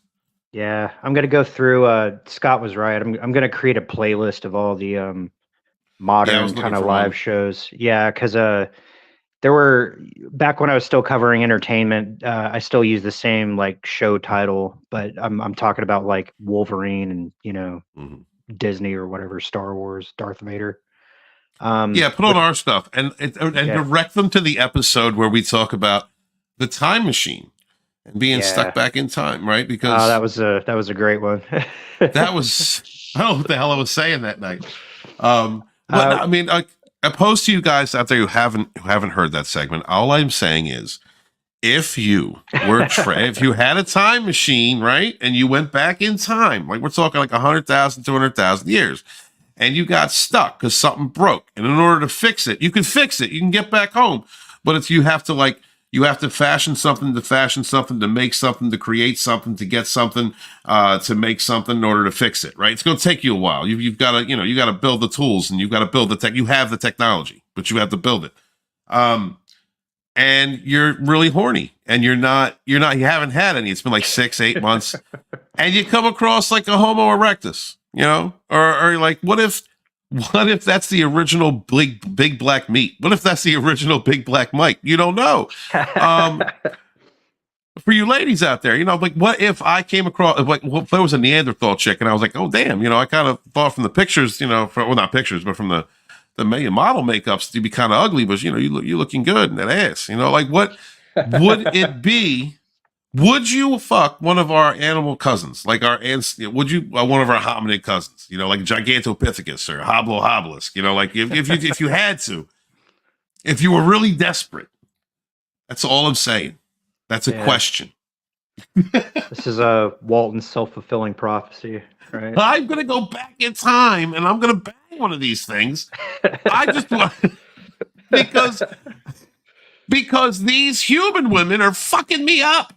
I'm thinking maybe if I get like a Devonesian chick, like, what if maybe they don't have personality disorders. Maybe I'll be okay. Maybe I'll have to fight to the death. I don't know, but I'm going to give it a shot. Right. Jillian coming back, she has a little bit more information about the book she was talking about earlier in the program. She says the transceiver is Phyllis V. Schlemmer. Schlemmer, edited by Mary Bennett, 1994. I read it years ago, and I'm reading it again now. I'll have to check it out. I've read a lot of books, but that one does not sound familiar to me. But if it's being recommended by one of my Savage associates, then I'll definitely give it a listen. Let's see here. We got Deborah popping in to say hi. Deborah Cohen, the chat MVP of the previous couple chats here. We actually on our 7-hour live stream at the end of the hour, the final hour, Stephen threw out the link. The 6th hour, wasn't it? 7th or 6th hour? It was the 6th hour. You're right. We closed around 7, a little bit after 7 hours.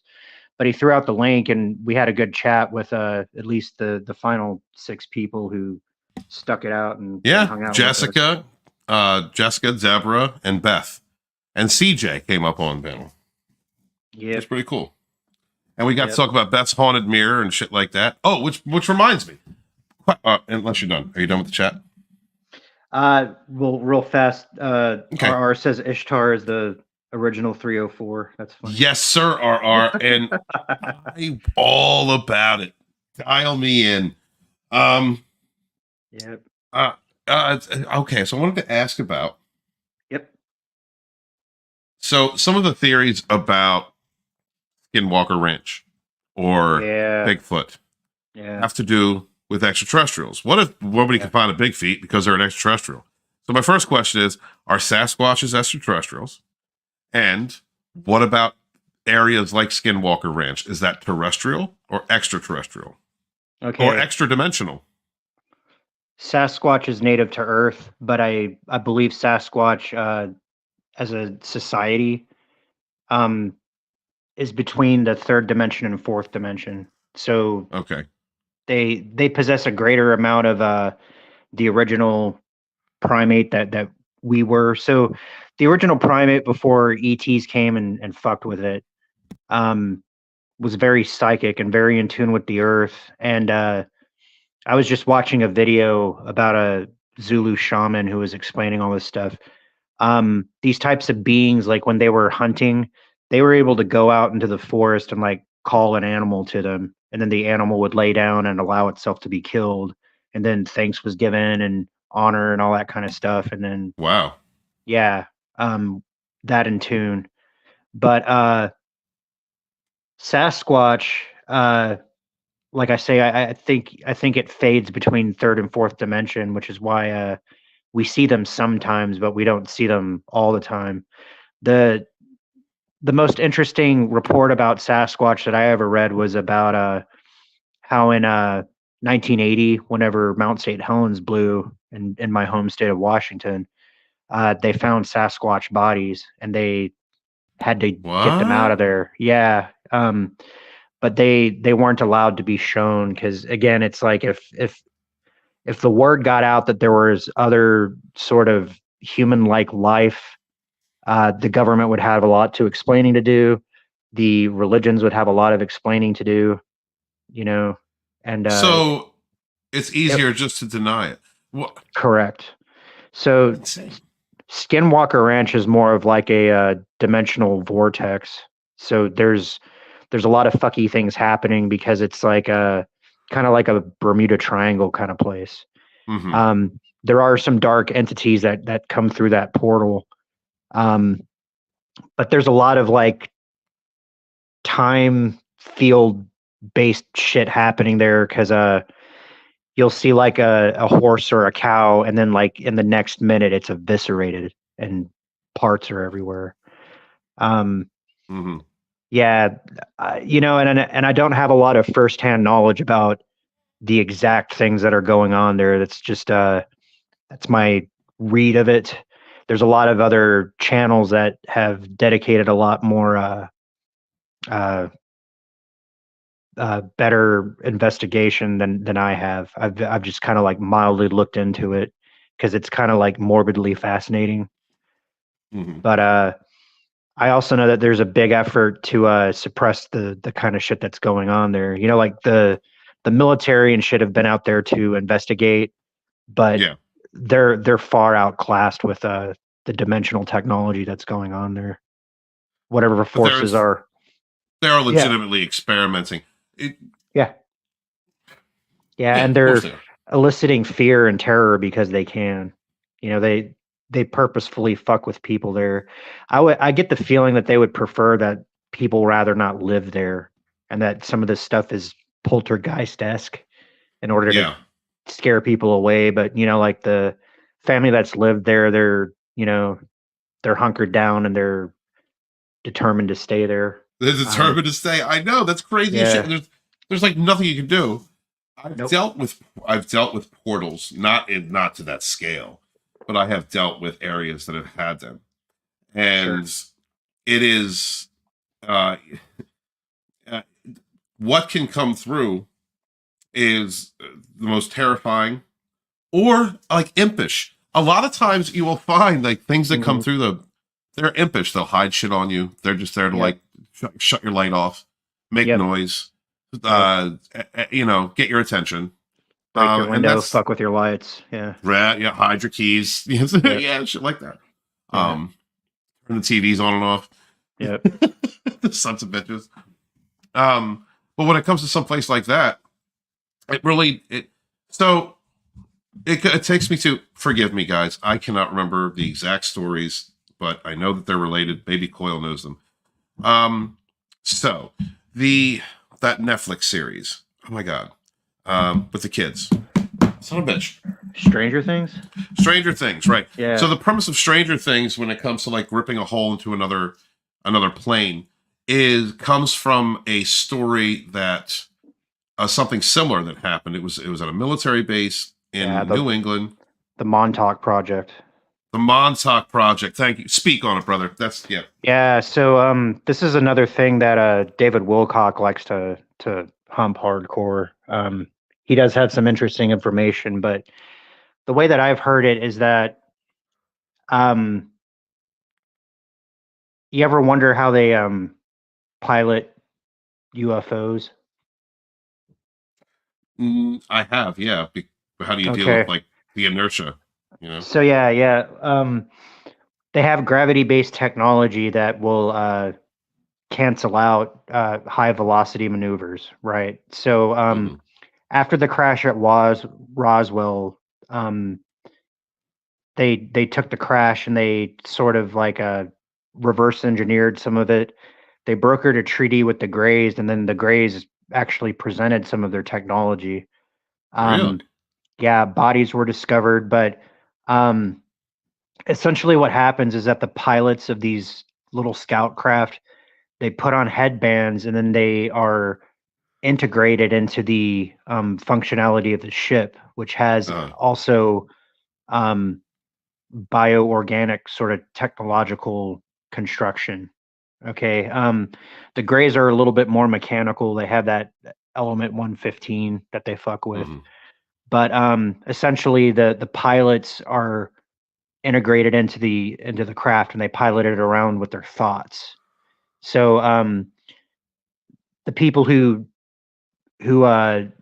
examined these craft were amazed because it wasn't like the bridge of the Enterprise where there's all these buttons and there's shit that makes things happen. There's not Right. gear sticks, there's not a joystick, there's not a steering wheel. It's not like that. And it stands to reason if you're a telepathic race, of course your technology is going to be thought based. Mm-hmm. Right? It's just a foregone conclusion. So what they were trying to do is they essentially took that technology that pilots the ships and they tried to use it to create dimensional portals, and they were doing it out at Montauk. Now the story that I heard, and it might be apocryphal, like I don't have any like investment in it and I don't have any direct knowledge of it, I'm just kind of parroting what I've heard, was that they were successful in ripping a hole through space-time, but that a beast emerged and it was running around tearing shit up, and they ended up having to take it out. It shut down power. Like, it was killing things, and Yep. the only way that they stopped it was by destroying shutting out power to the project itself. Yeah, they had to completely destroy everything. Yeah. I made this meme on my Instagram somewhere where, like in Darmok, they had the Beast of Tanagra, and I made it say the Beast of Montauk, just because I'm a fucking nerd that way. But interestingly, there's supposed to be a parallel between the Montauk project and the Philadelphia experiment.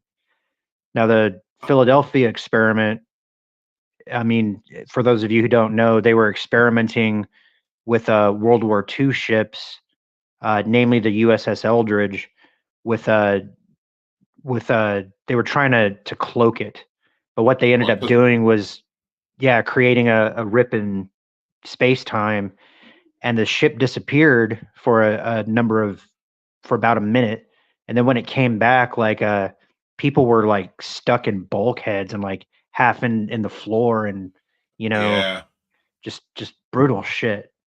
Fell through it. Yeah, dude. So the story goes that and this again might be apocryphal. There's interviews out with these people, but like this guy named Al Bielek, and there was another man, and his name escapes me. Supposedly, when the ship was about to disappear, they jumped off the ship, and they thought that they were going to land in the ocean, but they ended up landing in the year 1984, right around Montauk. And I think Montauk's in New Jersey. It's either in New York or New Jersey, one of the two. New Jersey, I believe. So it's like they jumped off the side of the boat, and then because there was dimensional shit going on, they were able to land in the year 1984. And they got real famous doing interviews. Again, I'm not sure. I don't have a charge in that situation. I don't have any direct knowledge, but that's, I am sort of a paranormal, I'm curious about that kind of stuff. So that's what I read. That's what I understand about it. And I'd like to look at that. I would like to look at those reports. Yeah. And check that out, because that's kind of amazing. I wonder if they were ever proven to be who they were. Yeah, I'll put even so, if you're talking about like going through time and dimension, and then we also know that each person has the potential to change timelines, but however they manifest, the choices they make, and the direction they go in life. Yep. So could they have been from they would have been from another timeline at that point? Well, right. And the fact that both experiments involved the U.S. government punching holes through time. Yeah. Sort of created like a I guess, a technological resonance where they were able to just kind of like skip timelines. It's just a wild story. You know, It is. you get stuff like that every now and then, and you're just kind of like, huh, I'm not sure, but it would kind of be neat if it was true, but I can't for certain say it's true. You just have to. Also, I strongly believe in things like interdimensional beings, and Yeah, well, so I tend to believe more in the beast of Montauk manifesting than I do these dudes jumping off the Eldridge and then yeah, landing yeah, in fucking New Jersey or whatever. yeah, So yeah, definitely.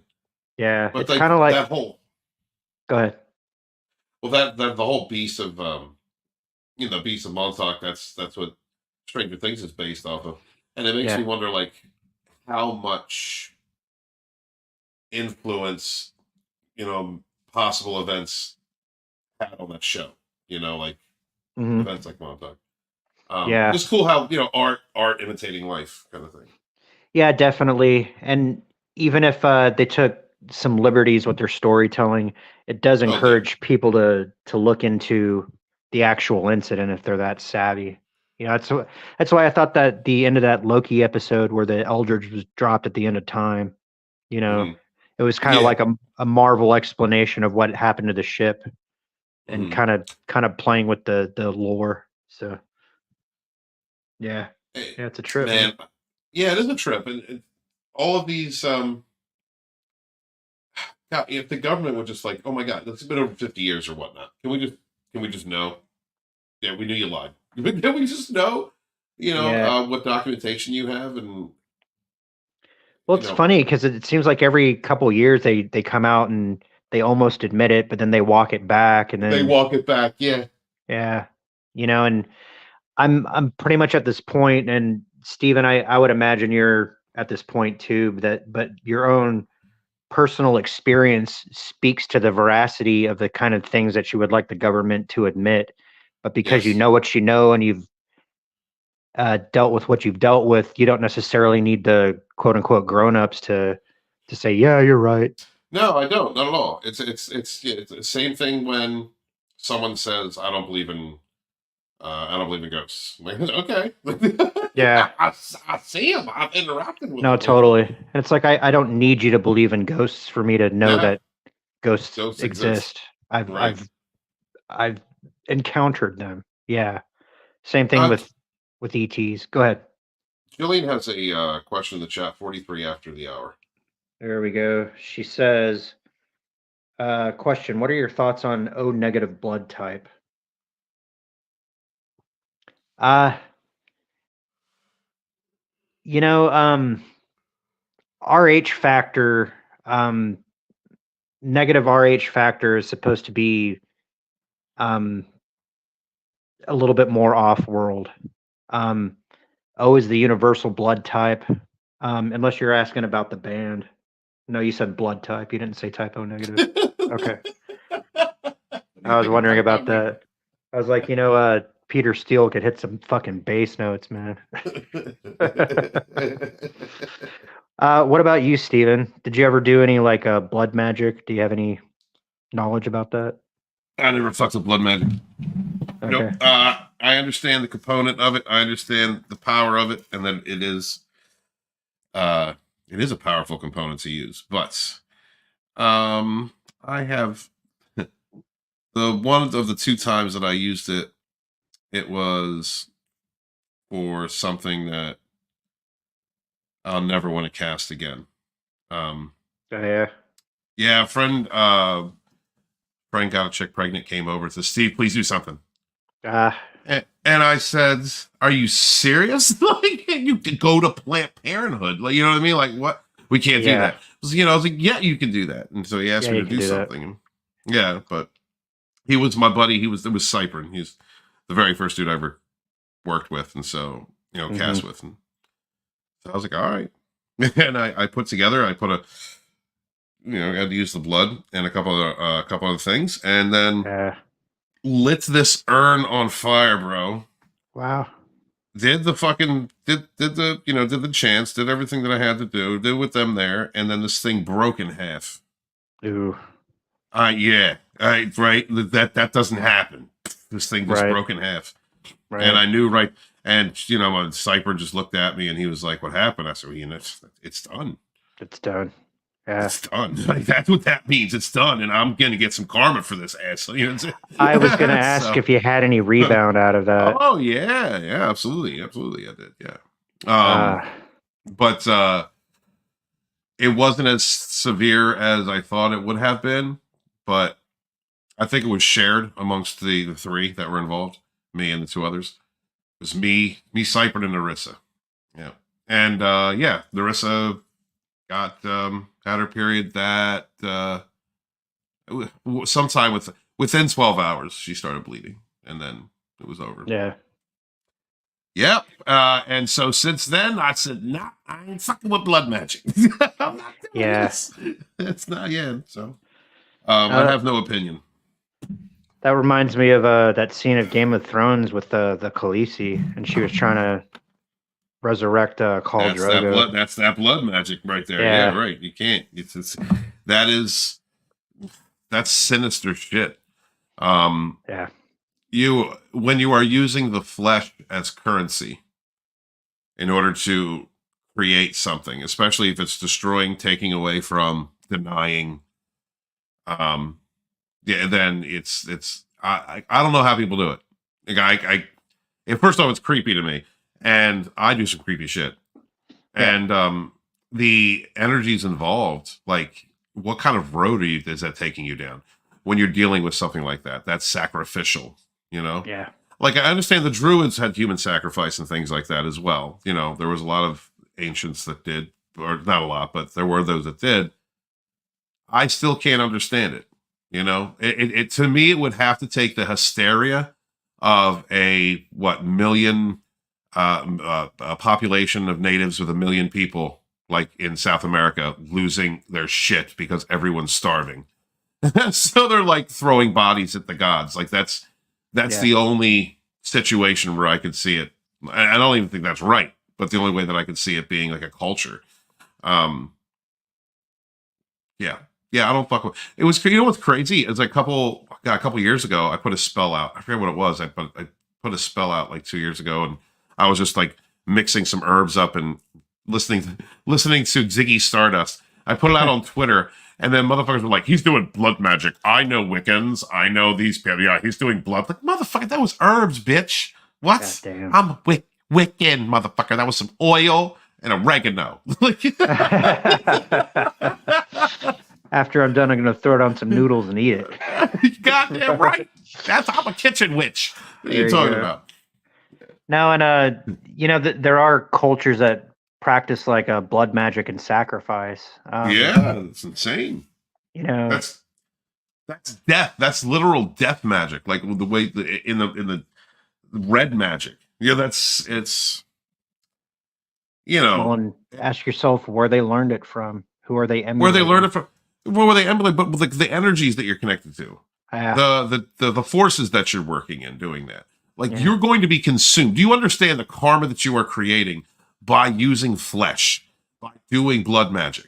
The karma that you are creating means that when you come to the end of your road, at some point you will be consumed. Because that is what you're doing. The same thing with the Hollywood types and Luciferians and the Grove and the Gold Juice and all that stuff. Like they're consuming others. You are going to be consumed. Like you are not of the light anymore. You are not. Did you follow that whole spirit cooking thing when it was going down with Madam whoever the fuck it was? Yeah, a little bit. Yeah. Yeah. Well, you had like people like Obama and a bunch of politicians and a bunch of like celebrities doing the same sort of like blood things. They'd cut their pinky, and then there was like menstrual blood mixed with like. Menstrual blood's a big magical component, bro. Oh yeah. They'd paint naked women and it's just people. I'm down with painting naked women. I'm down with that. In menstrual blood. Lizzie, you still out there? Yeah. Sorry. Some of that Louisiana hoodoo, right? Well, I'm getting that hoodoo, Lizzie. I'm coming down. I'm down easy. Yeah, but I mean, people like to laugh and kind of poo-poo the idea that anything occult is going on with politicians. But I mean, you see things like that and it's blatant. And then it's Yeah. just like, oh yeah, like Hillary Clinton just happened to be standing around when this lady's fucking with menstrual blood. Yeah, absolutely. Yeah. No, and it's insane. Like, no wonder the Christians are pointing their fingers and going, Satan. Yeah, I get it. I get what you're saying. Like, yes, these people are Luciferian, and I'm using that term because it's it's an easily digestible term for everyone. Right. That's exactly what they. Oh, there's Lizzie. Hi. Don't fall asleep. I don't do blood. I don't do blood either. But you know what? If you can walk through mud, Lizzie, you can through blood. That's all I'm saying. All right. And no, I don't do blood either. I think that's nasty. We're not doing any blood X. All right. And you're not going to put a candle up my ass too. All right. I don't do wax play. All right, Lizzie, just get all that out of your head. Just get that out of your head. We're not talking about that anymore. Thank you. But they do it right in front of us. And yes, menstrual blood is a very powerful. It's one of the witch's brews. It's you can ensnare a man. You can curse him. Oh God, I don't want to say it. I don't want to say it in case there's anybody bad out there, but you can use it too. You can use it too in ways that you can ensnare a man, ensnare their heart, and literally track them. You can use it to a point. I don't want to say possess isn't the right word, but you can put something on someone to where it's easier for them to read their thoughts and influence their decision making. It's used. It's one of the witch's brews. I mean, I don't make it myself, and quite, I don't think ass blood would do the same thing. If I had it. But it's blood magic is that's just it's the consumption of others, the consumption of energy through the physical means that you are of the lowest vibration. You are literally consuming someone. Like when you're talking about aliens a lot, when you're talking about them eating you energetically, like this is what I equate it to because I have this understanding. Yeah. And so, but when you have high profile people doing that, right, that again, like I said on Scott's show, your psychopaths and your narcissists that are in power, the grandioses, they're doing it right in front of your face, laughing about it, loving the fact they're doing it in front of your face, loving the fact that you don't understand what they're doing, loving the fact that they're lying and being deceptive. It's like, it's all negative. Mm-hmm. But they're going to consume them. So this is why they keep eating kids. This is why they keep doing what they're doing.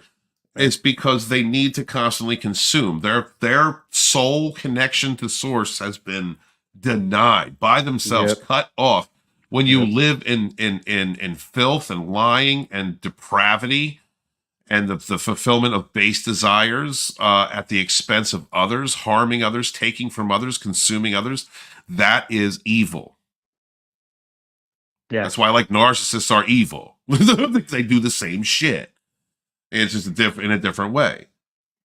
Well, and before we get off the topic, I was wondering from a pagan perspective, is there any energetic consequences from men having sexual relations with a woman who's on her period? That's a power high, man. That's okay. Yeah, absolutely. Okay. So personally, it never bothered me. No, it never bothers me either. No, that's why. Okay. And depending on the woman, okay, some women get off more during the time, some don't. Yes, because that is the blood of creation. And also understand that women are pregnant many times in their lives without even knowing it. The menstrual period flushes out the embryo. And so that entire exchange is of the blood, of creation, of life. That's why real sickos, like sicko narcs. I've heard this story once or twice from people who've been through it. Play with it and put it on themselves and shit like that. Yeah. It's evil. They're consuming the lifeblood. Is what they're doing. They're using it. So energetically, yes, absolutely. And again, as we've covered before, I would suspect that if you had sex with a woman who's on her period and you did not come, that the amount of power that you could retain from her would be astronomical. Yeah. Yeah, I've never tried the not coming part, but I You got know, to like bust it. one out. Yeah, it never like particularly bothered me. You know, you just kind of wash it off after the fact. And I'm But, spackling uteruses, ladies. I'm just yeah. letting you know right now. Real men do not pull out. No, and I'm serious. Like It's horrible. well, the women that I've been with, It's horrible. you know, I would tell them like it doesn't bother me, and they're like, "Really? It doesn't?" And I was like, "Yeah, I mean, like we might need to put down an extra towel or like do it in the Yeah, shower you or walk through something." mud, you But can fuck through blood. Yeah, you know, yeah, totally. You know, but I was like, Has that been an issue with you?" It's not like I'm not gonna go down on you, but you know, Mhm. I'll Jillian, this is savage spirituality. She says, "Oh my god, not where I thought the blood question would go." You don't understand. We're Oh, we go fatties, there. son. We're fatties. We go there. Yeah. Yeah, we go there. We talk about it all. Yeah. Well, what really interested me is that when he said blood magic, Jillian, because I was legit like 2 years ago. I just put out. This is why I've hardly come out the broom closet. This is why I'm glad I'm with fucking Immortal Coil right now. Okay, my extraterrestrial brothers slinging starlit dick. Okay, because I am a witch. I don't know what people don't understand about that. I am a witch, and so I've tried to come out of the broom closet like 2 or 3 times in the community we came up in, and each time it was like, "Oh my god, he's evil," and then people just hate me out of nowhere, and it's like I don't understand, like what the fuck. So like yeah, when I put this video out, that was like the last time I really just came out the broom closet before I just said F it. People were smearing my name and like talking to other people and going, don't talk to Walton. He does blood magic. It's like, you know, and when the whole blood magic thing got back to me, I was like, do you even know what you're talking about? You don't know what you're talking about, do you, Christian? You don't know what you're talking about. You know, like I know what blood magic is, and I don't do blood magic, and I know why I don't do it because I have seen it and I have dealt with it in the past. Yeah. And you know, but it's people out there that want to hate on you just because you're different will make up any effing excuse just to hate you. They will make it up, and they're right. You know, and I've, as a person who's pagan, I have found that so many times from monotheistic communities, mostly Christian, because I'm mostly a lot of Christians in this country, and they have been geared the spiritual narcissists who put that religion together 1700 years ago made sure to devalue anyone else of any other faith by any means while absorbing their traditions at the same time, like narcissists do. And so terms like witch is a thing, and that's the N word of the ages for my people. You know, I tried to explain that to one of the guys abounding in the comics, and we started having our falling out. And he was like, "There is no way that word even equates." He's a Baptist. That word even equates to the N word. I said I can understand the N word is a little more new, you know, as far as the centuries. But trust me, the whole idea of flying on a broomstick with a green face, snatching up kids. All of that stuff, flying through the air in the moonlight, you know what I mean? The red light district, ladies, the red light district. Have you ever heard of that? That is where the hookers hang out. Well, the reason they call it the red light district is because the ladies of Avalon had these things called Pele Tans, and they would create infrared. So when they were going out to worship the moon goddess and they were wearing their black, they would glow red from these Pele Tans in the forest under the full moonlight. That smear campaign became the red light district is where the whores are. No, the red light district is where the ladies of the goddess would come together and pray. You know, like there's things like that. So when somebody ignorant comes at me and says, you do blood magic, I'm like, fuck, you don't even know what you're talking about.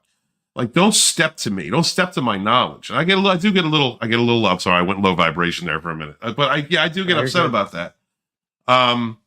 And so spiritual bigotry is a big pet peeve of mine. Like religious bigotry is a big pet peeve of mine because I am of the mind that we are all walking the paths we need to walk in order to find ourselves in our connection to source.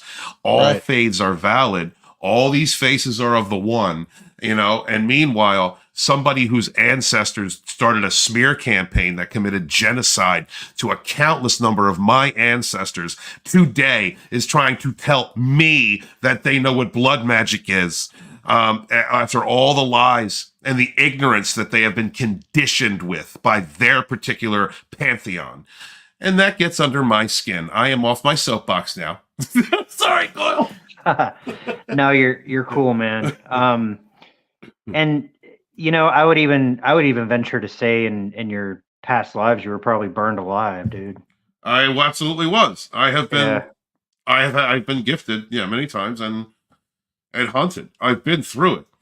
Yeah. I've been So, I through mean, it. I don't want anybody to preach to me in a Western United States where Christmas has become the commercial holiday, and just 50 years before it became a commercial holiday, your local pastor could walk through town, go to your house, and if you were decorating a tree, put you in jail. yeah. Don't tell me. Christmas is a pagan holiday. Well, there you go. That's my esteemed co-host. So, listen, we're working on 2 hours. I think it's probably a good time to shut it down. I'd like to go ahead and acknowledge the chat. We had Elspeth Meyer, we had Tina Bojan stop through, Sergeant Pepper, RR, Jillian came through. We had One Man Show. We had our co-host Stephen Walton. We had Lizzie. We had Deborah showing up. Consistently, we've had like 8 or 9 people throughout the chat. I'd like to remind you guys to hit the thumbs up button for me. If you could share it out. After the stream's over, drop a comment. I'm going to put together a playlist. If you could help me get to 1,000 hours, get myself monetized. I'd really rather do stuff like this for a living. Sunday nights, like the spooky Sunday kind of savage spiritual show. Later on Sunday evening, we'll be on Steven's channel doing the Sage and the Savage. And the Savage. Yeah. My brother from another long dick spiritual mother. Yes, There boy, you that go. didn't make sense. I'm sorry. That didn't make sense. It's a futanari that make Angus proud. Yes, absolutely. Hail Angus. Hail the rookie critic. Hail Lethal Lightning. Hail Yes. Papa Cotton. Hail our fatties out there. Hail There we Red go. Gaze. We love Hail it. Mr. Nerium Nova. Hail Mr. Nerium Nova. There we go. So go ahead, Steven. Tell everybody where they can find you and what we can Well, expect. you're not going to find me on author Stephen Walton because I hardly go over there, but you will find me over on Lodanis Ravenwolf Dragonstorm. Just hit 10K. Thank you guys so much for all your support, all the shares, all the likes, the comments, the support that you guys have for one another in my community, in the Dragonstorm community. It has not only helped me to heal and find my way, but it's been a wonderful support system for every person that you interact with, because some of us might need it. You come out of an abusive situation, an abusive relationship. If you're being stalked and hoovered, lied about and smeared, you guys understand what it is like to be the victim of a stalkish weirdo who will not let you go and comes back and future fakes you or threatens you. It's a horrible cycle. Narcissistic abuse is something that most people need to be aware of. There are many more narcissistic people in this world than studies have said. There has to be, considering the amount that I've run into. And also, as I learn more and as I have built this channel, I found many friends who were children of narcissistic parents, had narcissistic relationships, and it's an epidemic, in my opinion. Coming together, creating a space at Dragonstorm, looking out for one another, supporting each other, helping in the healing. It means the world to people who were not as healed as we have been. You remember what it was like in the early stages when you were breaking the trauma bond. And so it's so important for us to be leading the way, being good people, being a space for healing. Hail to Immortal Coil, kept me on track, and I can't thank you enough for that, brother. So we're building this community. We're going to go to 20K. And we got the Dragon Core getting built over on Twitter so that we can start working together as a team to build this channel and build Immortal Coil and everybody else who wants to get on the Trainwreck Express. We're gonna do this, guys. We've all been driven crazy and through the dirt. We've all been cheated on and treated like shit. Now it's time for us to party. The loonies are taking over the loony bin, and we're gonna kick some narcissistic ass. My love to y'all. Be good to yourselves. Be good to each other, and never again suffer that fool. That's right. So in closing, once again, hail to the chat. You guys were asking some fire questions tonight. You can join us here. Find us next Sunday, same bat time, same bat channel, and we'll get savage once again. So in closing, I'd like to Say lift high whatever it is you are imbibing and join me in the savage salute. Here is to us what is like us, not a goddamn thing. And Stephen, what should they do? Wash your hands, wash your ass, be good to each other, and suffer no fools. Washing your ass, very important.